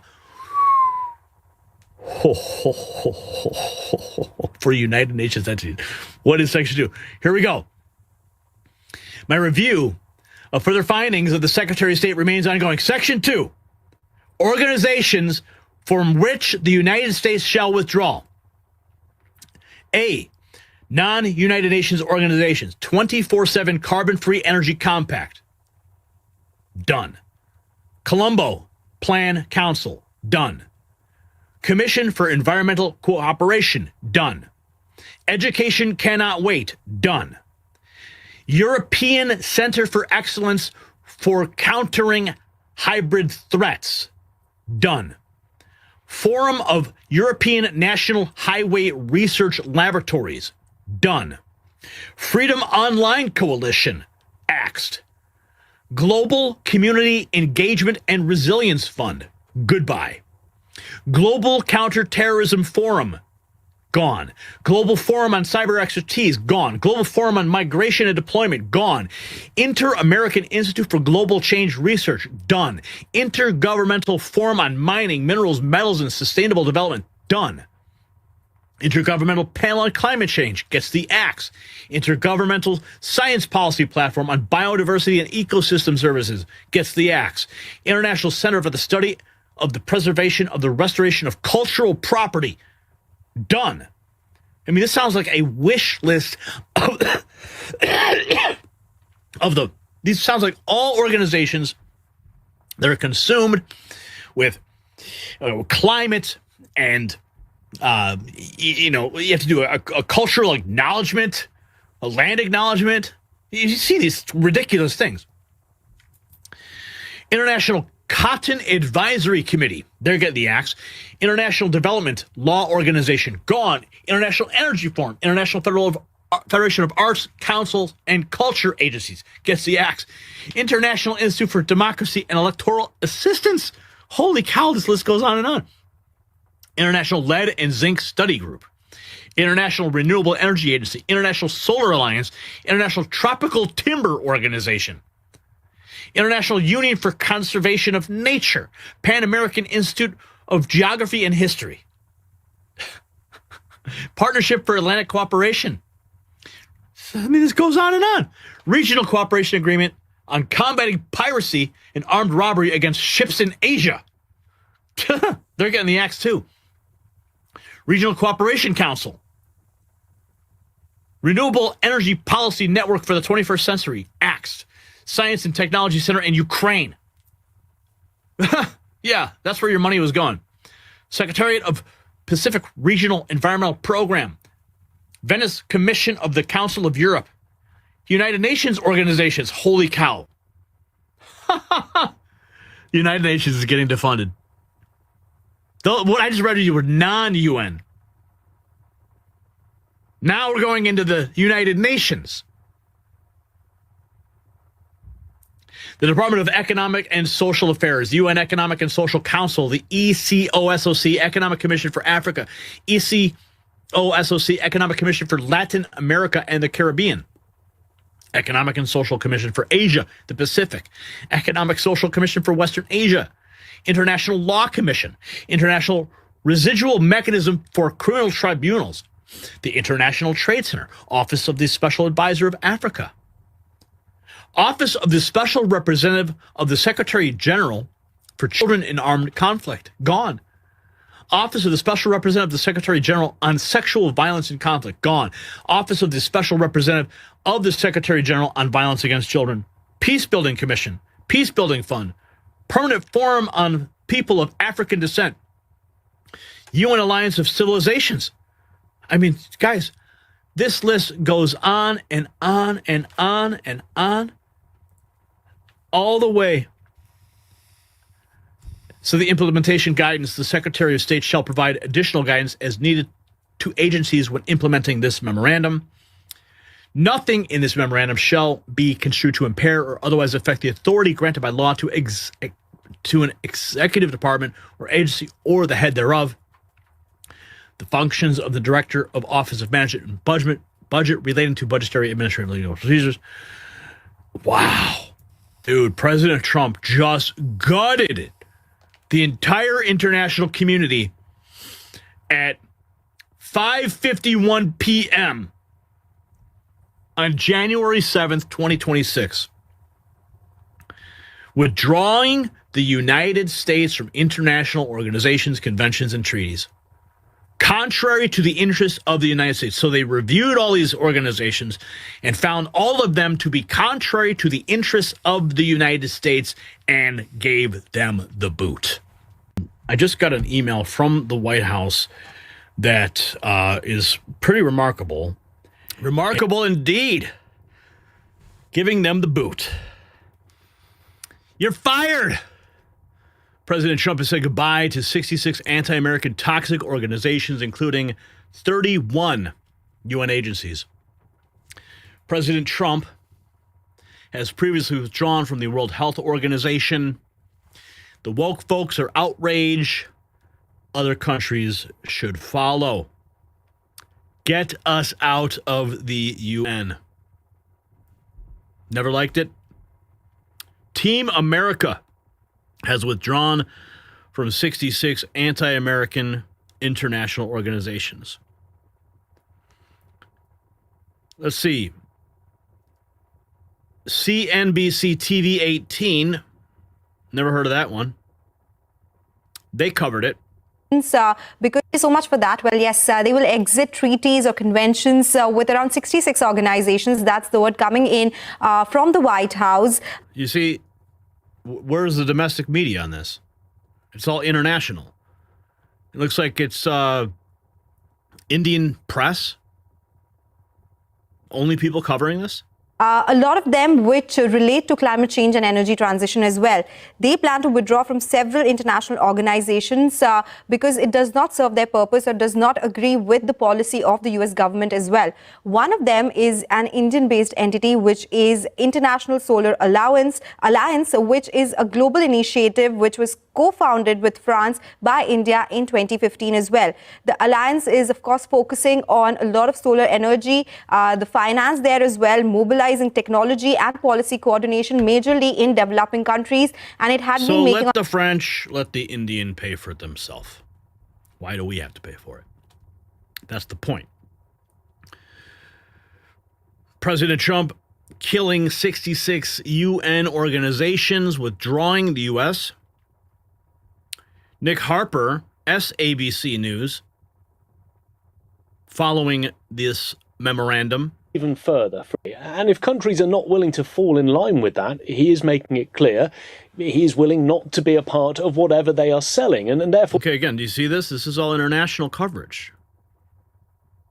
We're seeing the US withdrawing even further, retreating even further from this multinationalism. It's all about isolationism. No, it's about America first, bitch. Get your facts right. America, baby. Go have your tea and crumpets, man, and get out. We don't need your commentary. America First policy is really about doing things America's way. So the US carried out these reviews of... Yep. America First, brah. Trump's January 7th executive order. Commentary from the socials. Doing a speech over... Donald Trump has pulled the United States out of the UN, the United Nations. He's been doing a speech over in Florida where he says the US are no longer going to be part of the UN, they're not going to be funding it anymore, because he believes that they are funding the downfall of the West. They are. Now, there's been some pretty strong language in there. He's saying that the UK needs to also do the same. He is going 100% the way that he said he would. He says that's why we voted for him. Such a waste. Trump pulls U.S. from 66 global orgs. Economic Times covering it. The Trump administration is sharply scaling back U.S. involvement in global institutions, announcing withdrawals from dozens of international organizations. U.S. President Donald Trump signed an executive order suspending U.S. support for 66 international bodies after a sweeping review of global partnerships. Many of the affected organizations are tied to the United Nations and focus on climate change, labor rights, migration, and public health. The White... Let's go! I'm here for it, baby. SABC News, more. The multitude goes from everything that Trump has said, starting in his first term, actually, but then also through all of the multitude of executive orders that he issued in a flurry after he came to power at the beginning of last year and all the way through last year. But that document is actually quite important because it lays out the American strategy, and the American strategy is all about, as we've heard so often from Donald Trump, America first. Yes. Okay. You got it right. Yeah. Not isolationism. America first. Appreciate you. The White House posting this. No more wasting taxpayer dollars on globalist agendas. The United States will leave 66 total, 35 UN and 35 non-UN and 31 UN organizations that no longer serve the best interests. You see, this was not like a press release, folks.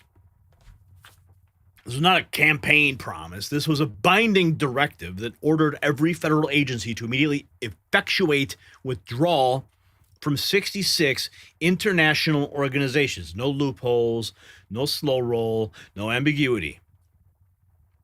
The United States, led by our commander-in-chief, Donald Trump, just told the international bureaucracy what Americans have wanted to say for decades. You do not speak for us. You do not rule us, and you will not be funded by us. Global media confirmed it within hours. India, Africa, Europe, Asia, they all saw it at the same time. But of course, the domestic press looked the other way. The globalist era just took a direct hit.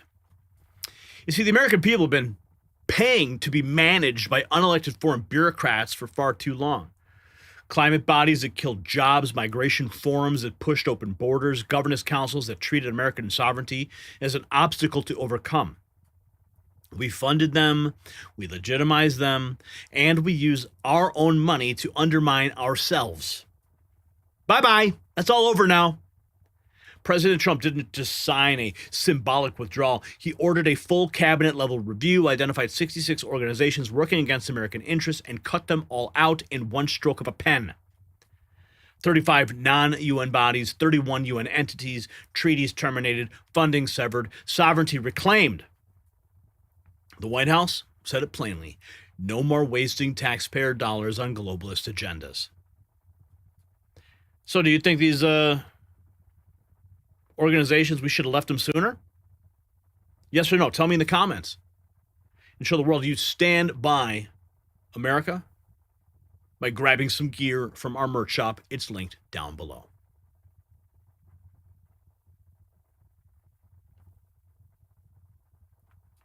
Whoa, what happened in the chat while I was gone? Whoa. Something happened here. Something happened here. What is this? Deborah, excuse me, whoa. Deborah Myers became a member. What's up? Good to see you. Welcome. And then she went ahead and gifted some memberships. Very nice. How kind of you. How many did you gift there? 5. Well, now you guys have access to the Discord 24/7. You can chat with each other when the show is not active. And then Deborah came back again, and she gave $5. Keep up the good work, Gary. God bless. Thank you so much. And a Watchman dropping $2. Go, Gary. What's up? And then this $5 from Do You hashtag Al Shish Kebab. Send U.S. air power to help leeches in Somalia. FAFO creators, give us our money back. It's only a matter of time. I need to take a quick snapshot of something here to confirm something I am tracking here. Okay.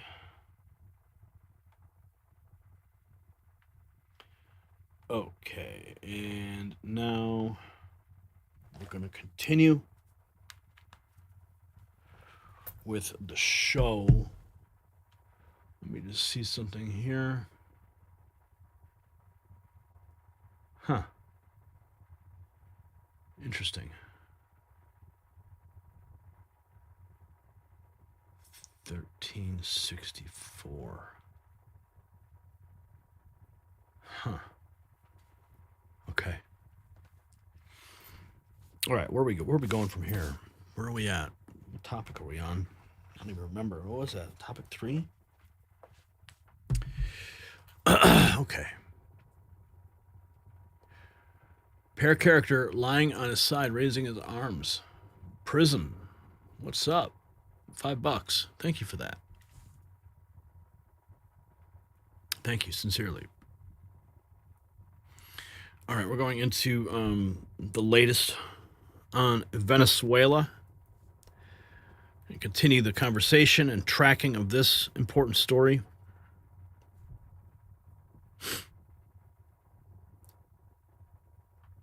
Okay.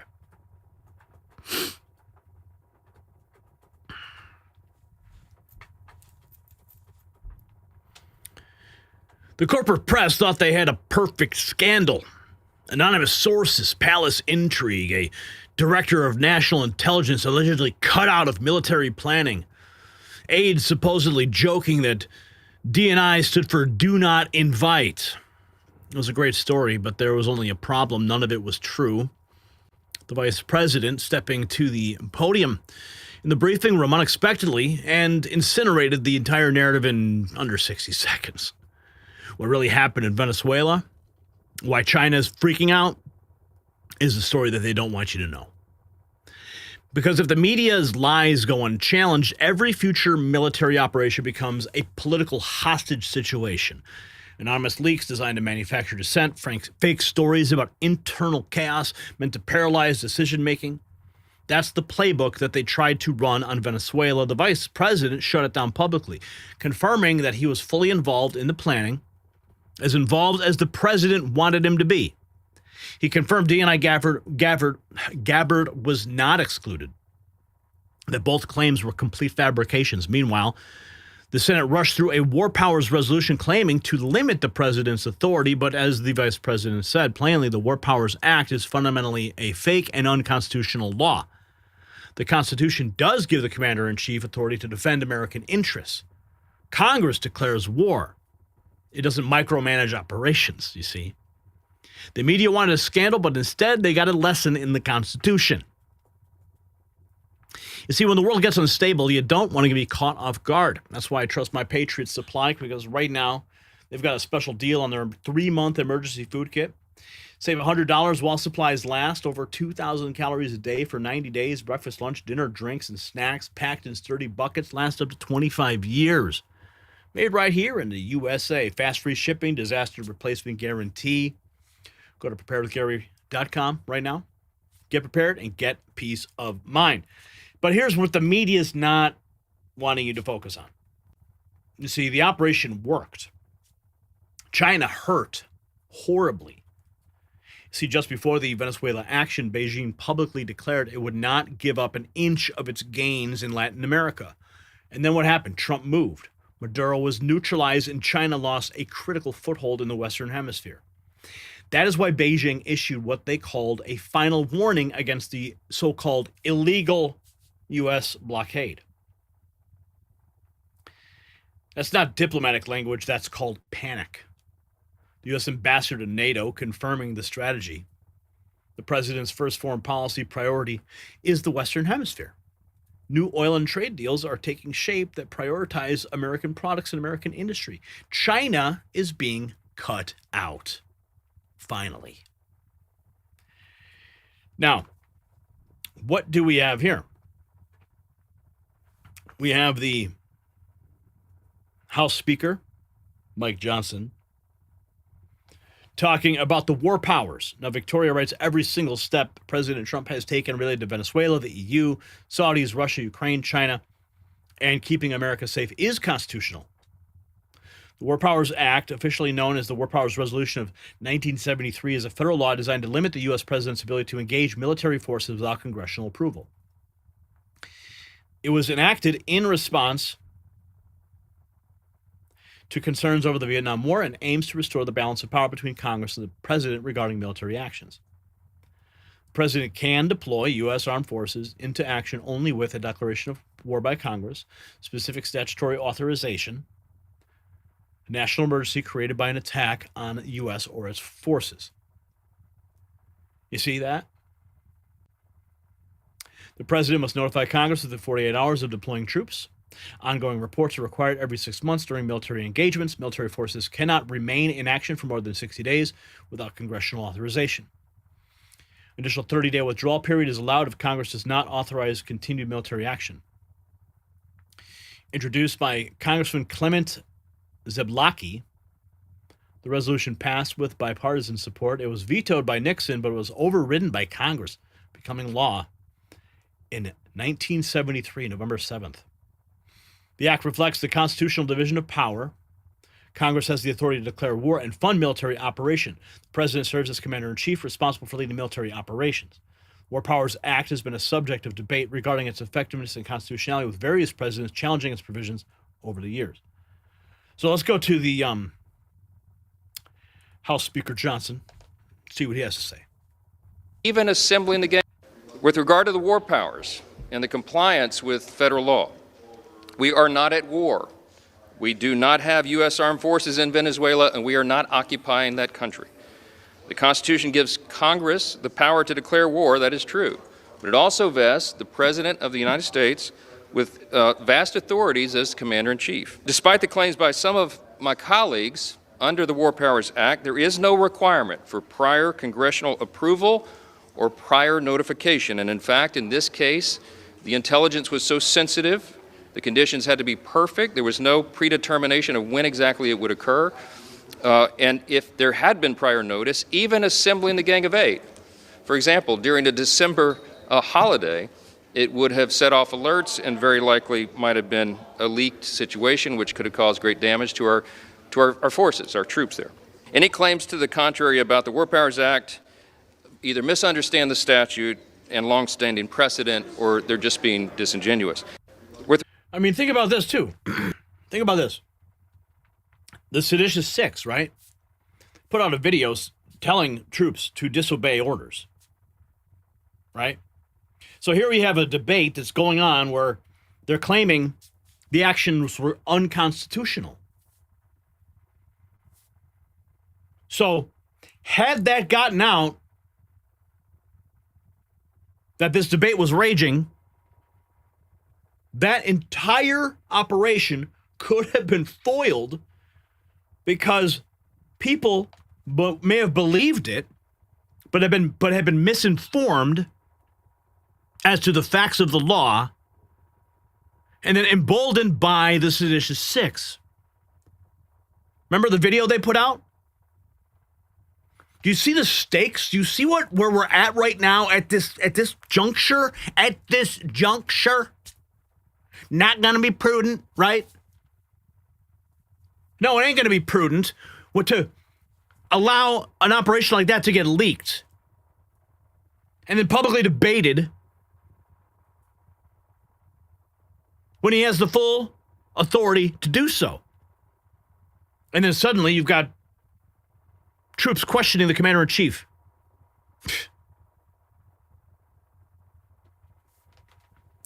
That's what's at stake right now, folks. That's where we're at. Now, let's go to the vice president in the briefing room. Our cameras were there. This is the rapid response angle. If you want to see ours, you can check out the channel. Get the Gary Franchi perspective from the White House. But let's go to the White House. So I've heard a couple of things. One, that I was kept out of the planning for the Venezuela operation. That's false. And another, that Tulsi was kept out of the planning for Venezuela operations. That's completely false. Look, we're all part of the same team. And one of the things that is really amazing about that operation is that we kept it very tight to the senior cabinet level officials and related officials in our government. And we kept this operation secret for a very long time. I'm very proud of that. I think it suggests that the team works very well together. Well, looking ahead, what is my role? Look, my role is going to be whatever the president asks me to do.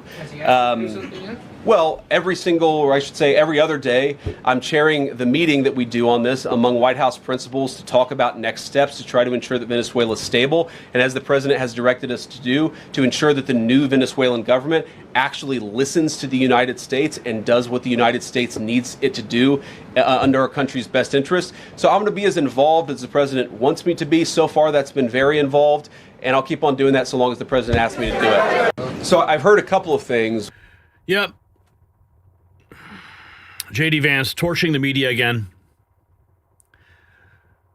Spewing their fake news. Well, here he is more.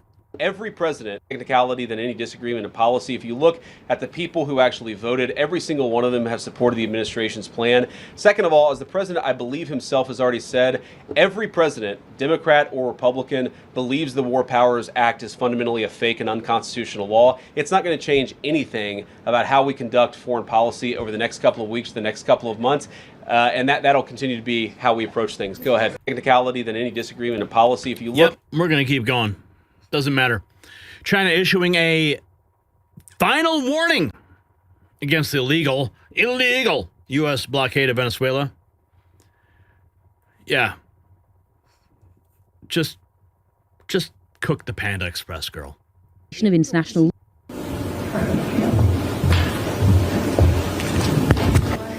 The United States has brazenly resorted to the use of force against Venezuela and demanded that America First be applied when Venezuela disposes of its own oil resources. This is a typical act of bullying, a serious violation of international law, and a grave infringement on Venezuela's sovereignty that also severely undermines the rights of Venezuelan people. China strongly condemns this. I would like to stress that the legitimate rights and interests of China and other countries in Venezuela must be protected. The United States has long imposed illegal unilateral sanctions on Venezuela's oil sector and has recently brazenly used force against Venezuela, dealing a severe blow to the country's economic and social order, and also threatening the stability of global production and supply chains. China has already issued strong condemnation in this regard. I would like to reiterate that cooperation between China and Venezuela is a cooperation between sovereign states and is protected by international law and laws of both countries. Well, China, you can just go spin some noodles, all right? We got this. What just happened in Venezuela was not about Maduro. It was a major strategic blow to communist China. This is according to Michael Waller. Days before Maduro was removed, Beijing declared it would not give up an inch of its gains. Then Trump took it away anyway. A couple days before. What are the implications with respect to communist China? I've seen quite a bit of commentary on this issue. Notably, there was actually a delegation from China there, hours before the raid that took Maduro actually took place. What do you think? Well, it was interesting because just a couple days before Trump removed Maduro, the Chinese regime had said, we're not going to give up an inch of our gains in Latin America. So Trump just went and took away a lot of those gains. Venezuela was an important linchpin for the CCP and for its global strategy in building a blue water navy that will ultimately be able to operate in any part of the world. It will become a trans-Pacific power on the sea. It will become an Atlantic maritime power. The PLA Navy would become under this plan a Caribbean power, which means control over Panama Canal, which means control over shipping from Houston, Galveston, Mississippi River Delta, anywhere in the world. So it would use its Belt and Road dual-use port facilities, both seaport and airport facilities, to expand its power projection, and then to potentially not potentially, but this is the whole theory behind it, to allow any Chinese warships existing now or those that are being built now to dock at these Belt and Road facilities anywhere in the world. So Venezuela was a colossal asset for China as a piece of real estate from which the CCP could operate against us, but also a huge resource sitting on the world's largest reserves of oil. Once that infrastructure was restored, Venezuela could provide the Chinese communists with any amount of oil, and for them it's embargoed oil, right? It's under sanctions, so the Venezuelans can't sell it on the open market for dollars. They have to sell it at a steep discount, and the Chinese communists don't even have to pay in petrodollars. They're paying in yuan, or they're paying in barter. So this is super, super cheap oil that's keeping Xi Jinping's whole domestic and global agenda afloat, and they've just lost it. There's this other dimension I heard about. There was commentary about how it was Chinese radar systems that had been basically evaded by the American force. Have you actually followed the dynamics of the raid and what we actually know as a fact? And how did this fit in? Oh, this is a big defeat for the CCP's military hardware industry and for the Huawei telecommunications industry, because Venezuela is wired with Huawei. So Beijing is so smug about controlling the world through Huawei. Well, it looks like the United States was able to break in through cyber attacks into the whole Huawei system and shut it down. And also to break in to the logic systems of the computers running the Chinese-made air defense systems and to shut those down. Fascinating. So it wasn't that the systems weren't working. It was that they were disabled. They were disabled. Yeah, that's what happens when you mess with the United States, okay? U.S. Senate passing Venezuela War Powers Resolution 52-47, backing limits to block Trump from further Venezuelan military action. Well, the good thing is he doesn't have to. It's the one and done. Operation Success. Mission accomplished. Right? Here's the U.S. ambassador to NATO talking about the effect of President Trump globally. I might have been Mar-a-Lago one time at the bar. And then I met him at NATO. That was wild. Anyway, here it is. Superpower. Now, first of all, the president demonstrates unique American capabilities that nobody else in the world can exercise, and that whether that is what happened in Caracas last weekend, whether that is the interdiction of these vessels on the high seas, and so many other ways that the United States of America is the unmatched world superpower. Now, saying that is, he has emphasized how the first priority of this foreign policy is the Western Hemisphere, to keep our place where we live safe and secure and for our people. And I think this deal that's now taking shape, where we're going to take the oil that is sanctioned, that cannot be sold otherwise, and use it for the benefit of the people of Venezuela, I think is a brilliant idea. Obviously, buying America products enhances our business and our industry, and it's a win-win. And it's, most importantly, it's a win for the people that have long suffered in Venezuela. First of all, the president demonstrates unique American capabilities that nobody else in the world can exercise, and that what. Sorry, I was just texting Matthew Whitaker. Oh, yes, okay. All right, enough flexing. Listen, the Senate passing their War Powers Resolution 52 to 47 doesn't matter. The Constitution doesn't change because politicians hold a vote. The president acted within his authority. The operation succeeded. China lost ground, and the Western Hemisphere is shifting back under American influence. And every single media outlet that pushed the Tulsi Gabbard exclusion story, every reporter who repeated the palace intrigue narrative without checking, they've all been exposed. The vice president calling them out by name. Their psyop collapsed. And the administration just proved it can act decisively when the press chases fabricated scandals. You see, the media wanted you to believe the Trump administration was in chaos.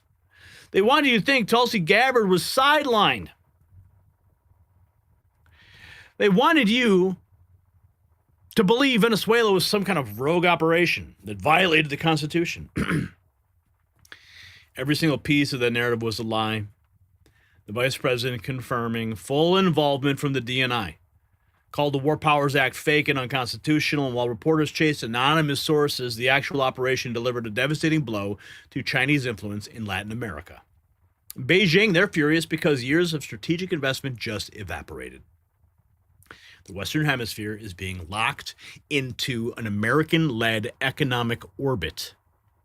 That's not chaos, that's called strategy. That's called the MAGA world order. And it's working. The media got caught manufacturing dissent while the commander-in-chief was winning. So should the Senate stop wasting time with toothless war power resolutions? Yes or no? Tell me in the comments, and support the show by visiting the merch shop linked in the description.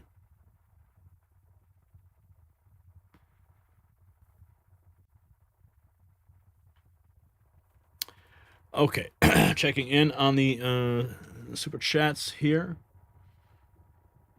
We got this from DU hashtag again. What's up? $10. He says, can we pick up Kim with SFODD for a vacation to Disney Universal with doobies, then return him?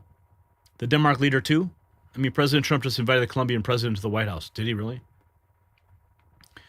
China's fishing fleet might also run out of fuel. Ha ha ha.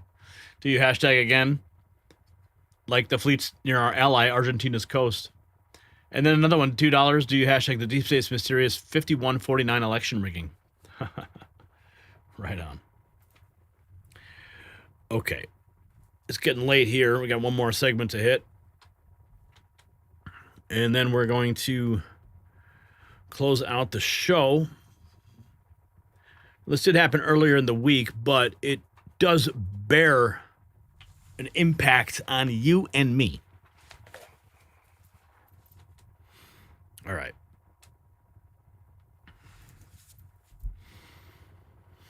I want you to raise your hand if you grew up being told to eat 6 to 11 servings of bread, cereal, rice, and pasta every single day.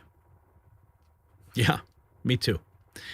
And now look at us. We followed the food pyramid. We ate our whole grains like good little citizens, and somehow we ended up the most obese, most medicated, most chronically sick population in the modern world. Kind of weird how that worked out, right? Well, the government finally admitted that your grandma knew all along the pyramid was garbage, and they just flipped it upside down. Now, here's what's at stake, and I promise this is more fun than the last few because for decades, the federal government told Americans that the foundation of a healthy diet was carbohydrates. Bread, cereal, pasta. The stuff that spikes your blood sugar and leaves you hungry an hour later. Meanwhile, obesity exploded. Diabetes became an epidemic. Heart disease, autoimmune disorders, depression, anxiety, all through the roof. And what did the system offer? Pills. Ozempic, statins, antidepressants. A lifetime subscription to the pharmaceutical industry. RFK Jr. said it square. Studies from Stanford and Harvard show anxiety, depression, and mental illness are directly tied to diet. Change the inputs and the diagnosis start disappearing. See, that's not fringe science. That's an existential threat to an industry built on keeping you sick and dependent. No wonder Big Pharma is sweating. You see, speaking of being prepared, you see, folks, real food matters, and so does having enough of it when things go sideways. That's why I trust my Patriot Supply. Right now, they've got a special deal on a 3-month emergency food kit. Save $100 while supplies last. Over 2,000 calories a day, 490 days, real meals, no MSG, no junk, packed in sturdy buckets, lasts up to 25 years. Made in the USA. Go to preparewithgary.com right now. It's preparewithgary.com because when the world gets crazy, you're going to want some real food, not the stuff that made us all fat in the first place. Now, the FDA commissioner, Marty Makary, made it official. The base of the pyramid is gone. No more recommending high cereal, bread, grain, and pasta intake. They're moving to a science-based approach that prioritizes protein, not the Fauci science. Right? Let that sink in. The government has now admitted everything they told you for 50 years was wrong. Dr. Oz went even further, saying that these changes will massively reduce the need for weight loss drugs and expensive autoimmune prescriptions. Agriculture Secretary Brooke Rollins called out both parties, saying federal incentives have pushed low-quality processed foods for decades while sidelining America's farmers. And then someone on social media made a great point. When RFK Jr. talks about eating real food, people actually listen. You know why?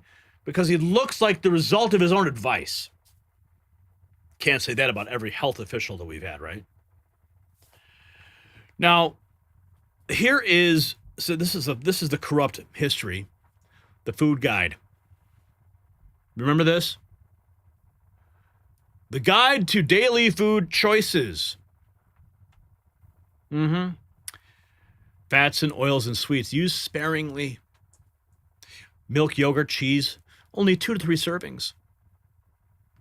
Meat, poultry, fish, dry beans, eggs, nuts, and nuts group, only 2 to 3 servings.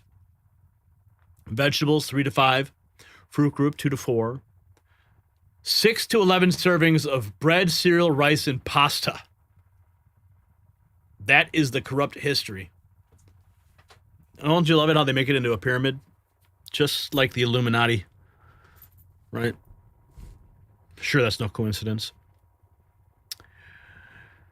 Whoever made this up?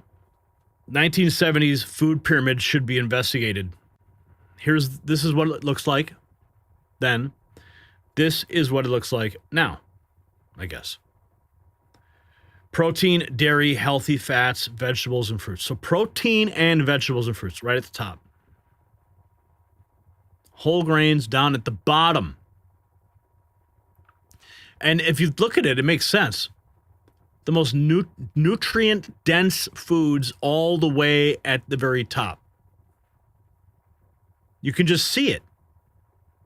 You know all those foods are nutrient-dense.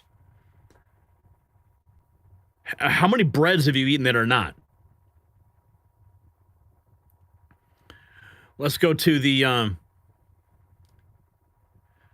let's see, this is Dr. Makary, FDA. We have ended It was a big day for school lunch programs, for school districts, houses of worship, food served at military bases, people trying to figure out what should I be eating. And we have ended an era of medical dogma where in the past the only thing that has been recommended is to avoid fat. And fat was the boogeyman for really no good scientific reason except that it was the dogma passed on generation to generation. We are no longer recommending high cereal, bread, grain, pasta, food pyramid base. That is the big part of the food pyramid. We are moving on to a scientific-based approach to say we need more protein. There's not enough protein in the diet of the vast majority of kids. We've increased the protein guideline by 50 to 100%. You want whole grains, that is grains bound to fiber, fruits and vegetables, and there's nothing wrong with fat. You don't need to serve kids low-fat foods like low-fat dairy. These are natural, healthy, saturated fats, and we say that in the report. It was a big. And what about olive oil? You know, like I drink this olive oil every day. C60 Evo olive oil with ESS 60. This is supercharged olive oil. But I mean, olive oil on its face is just good for you. This stuff's even better, but like that's a healthy oil. I want to get to the briefing. Here's Dr. Oz. What the president, I do want to express my appreciation for what the president has done overall to increase the affordability of health care. The biggest accomplishment, perhaps, for the health system, ability to drop down prices last year was the most favored nation drug pricing that Caroline mentioned. These are incredibly effective at reducing the cost, for example, of what the president calls the fat shot. The Ozempic, GLP-1s category of medications. We dropped them dramatically. But the best way to reduce drug spend in America is to not need the drugs in the first place.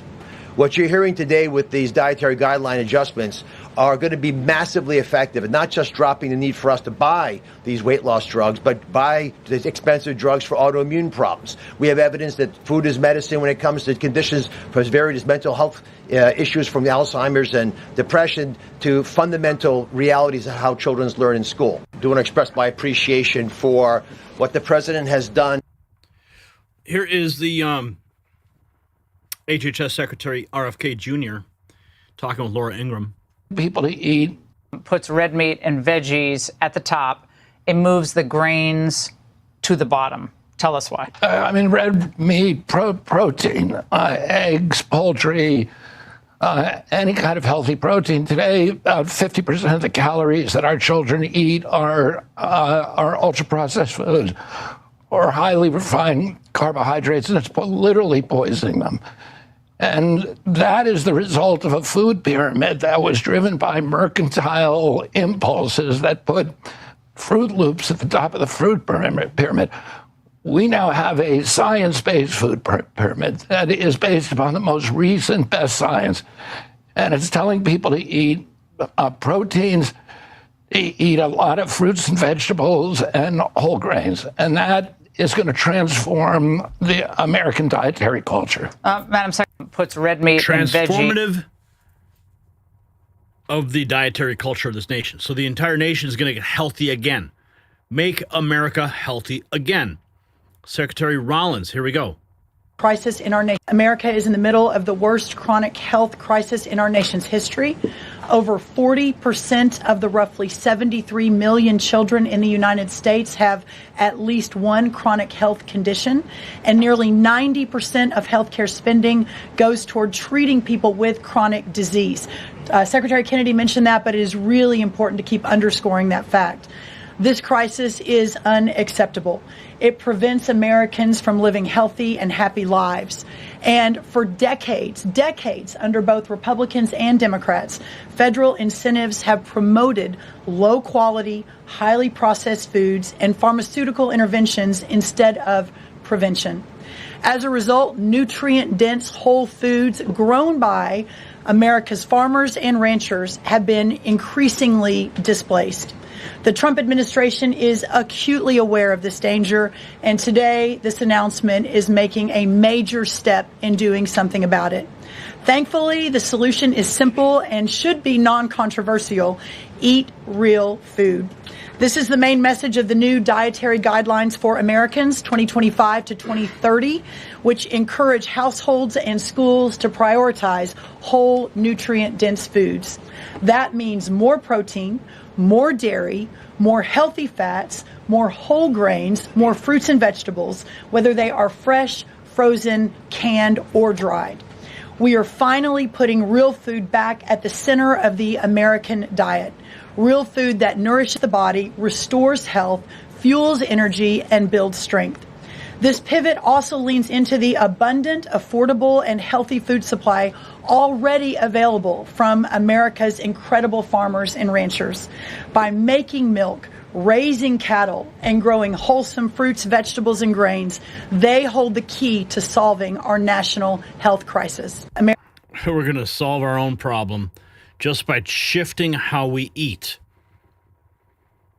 Here is the Secretary Kennedy at that same briefing. Public health advocate. Today marks a decisive change in federal nutrition policy, made possible by President Trump's leadership and the work of MAHA moms and public health advocates who demanded reform.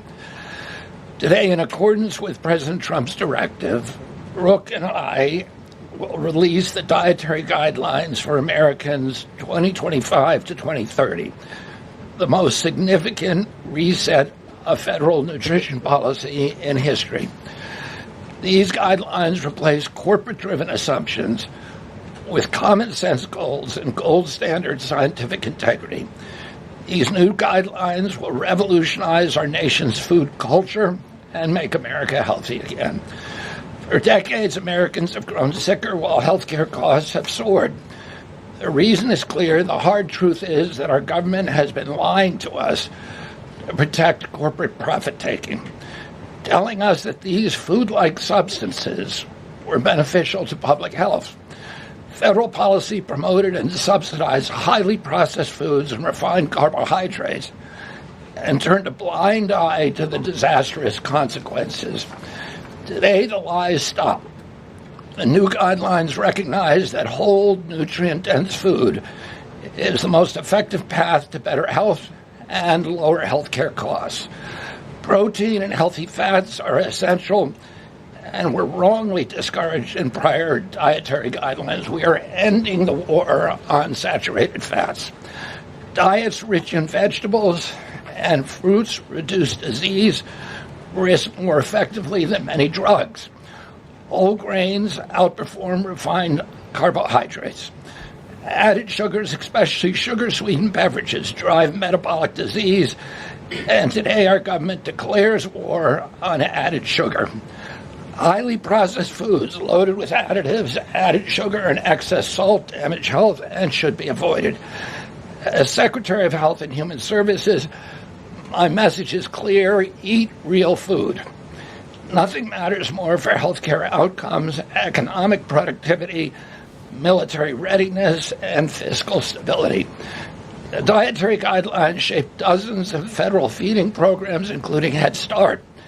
These standards affect 45 million school lunches every day, meals for 1.3 million active duty service members, and food served to 9 million veterans in VA hospitals.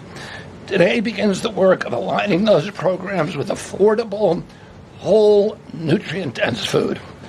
Implementation requires coordination across the government. I'm working with many of my fellow cabinet secretaries to deliver results. Today marks a decisive change in federal nutrition policy, made possible by President Trump. So you just heard him right there. RFK Jr.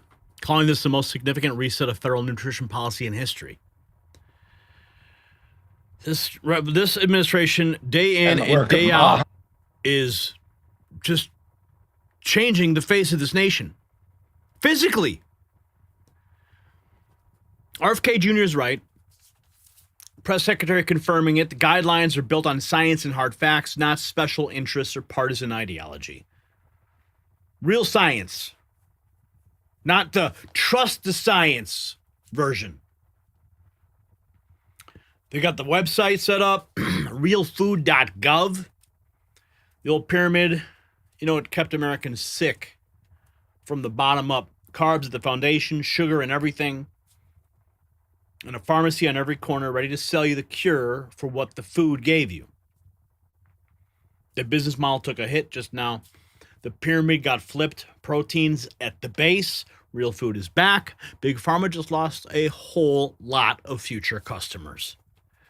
So look, we all remember that poster on the wall in elementary school.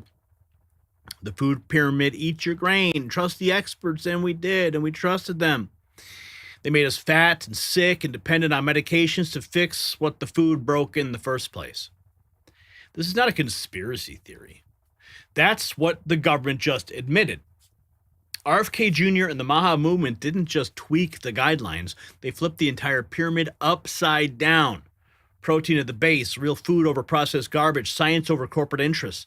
See, Dr. Oz says this is going to crush demand for weight loss drugs.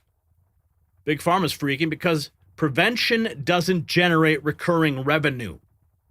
Healthy Americans are bad for their business model. Well, too bad. The pyramid is dead. Real food won. So should the people who push the old dietary guidelines, should they be held accountable? Were they getting money from somebody? That went on for a long time, didn't it?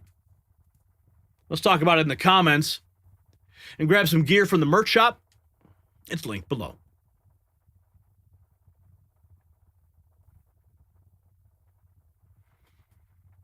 And that is where we are tonight, America.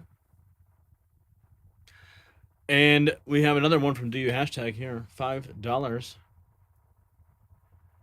Vitamin D deficiency from lack of sunlight. Need real sunlight is also the cause of many chronic conditions. Docs usually push pills, not nutrition. That's why I take vitamin D every single day. Do you? Are you taking vitamin D? I hope so. So where are we? At $78 in chat revenue. Thank you for that. And another one from DU hashtag, we need more health segments like this. Gary at N3, awesome reporting. You rock. Well, I couldn't do it without my team. Helping us with Todd and Brian, they make it all happen. I wouldn't be here in this chair if I didn't have their help. So my hat's off to them. They are the support team for the Next News Network. Of course, Angie keeps me on track. And our graphics team staying up late tonight because of that administrative hiccup this afternoon and pushed me back, 4 hours? So we would have been starting a lot earlier. But I did, I believe, resolve that, so that problem should not ever persist again. Sometimes you just got to remember and remind the folks who is actually in the driver's seat. Anyway, couldn't do it without that team either. And I appreciate everything that team does out of Los Angeles. So that's where we're at tonight, America. In Minnesota, the far-left radicalization machine finally produced what it was always designed to produce. Violence against federal officer. Renee Good is dead, and it is a tragedy. But the vice president was right to call it what it is, a tragedy of her own making and a tragedy of the movement that taught her ICE agents were enemies worth killing. The FBI has taken over the investigation. Death threats are being screamed in the streets. And the Insurrection Act is no longer a fringe conversation. It's on the table. Meanwhile, the Trump administration stood up a brand new federal fraud command that aimed it directly at the welfare scam that funneled American tax dollars to terrorist networks overseas. Tim Walz has been told to resign. Criminal referrals are actually in motion at the DOJ. DHS agents are going door to door in Minneapolis, dismantling networks that they thought were untouchable. Then came the globalist purge. 66 international organizations, climate compacts, migration forums, UN bodies, all defunded and abandoned in a single memorandum. I read the email live for you. The checkbook slamming shut. American sovereignty is no longer for sale. And the media tried to spin Venezuela into a scandal. They lied about Tulsi. They lied about the War Powers Act. And the vice president burned every one of those narratives to the ground on live television. And Bill's Rules dropping $4.99. Thank you, Bill. $87.99. Almost at our goal tonight of 100. Will you be the next one? Who's going to put us over the top tonight? Maybe it will be you. Do you hashtag how far from 100? Well, now we are $89.99. So we need $10 and a penny to put us over the top. China's pissed off. Why? Because their Latin American foothold has collapsed. The Western Hemisphere is back under American influence. And the food pyramid, the one that made us all fat, sick, and dependent on pharmaceuticals, just got flipped upside down. Protein at the base. Real food over processed garbage. RFK Jr. and the Maha movement did what the establishment refused to do for 50 years. They finally told the truth. You know, at the top of the show, I mentioned that today is January 8th. On this day in 1815, Andrew Jackson stood outside New Orleans with a band of outnumbered Americans and sent the most powerful military on earth running back to their ships. The elite said he couldn't win. He didn't ask for permission. He held the line and he secured American sovereignty, and it sent a message that echoed throughout history. That same spirit on full display today. Sovereignty reclaimed, lies exposed, and enemies on notice. Morgan Edwards, $20. Thank you. Putting us there. And do you hashtag $10.01. We are now officially at $120. Past our goal tonight. Thank you guys for that. It really does help if we can hit $100 every night. That adds a little bit more to the budget every month. Kind of softens the blow on the bills we have to pay here. So I really appreciate it, sincerely. So if the show meant something to you, please tell your friends. Put the link out in your Facebook groups. You can always hit our merch shop. Everybody sending super chats. Again, you guys are awesome. Thank you so much, because the show is here every night because of you. You remind me why we do this. Thank you for joining the Raw Feed. I'm Gary Franchi. We'll see you on the next one.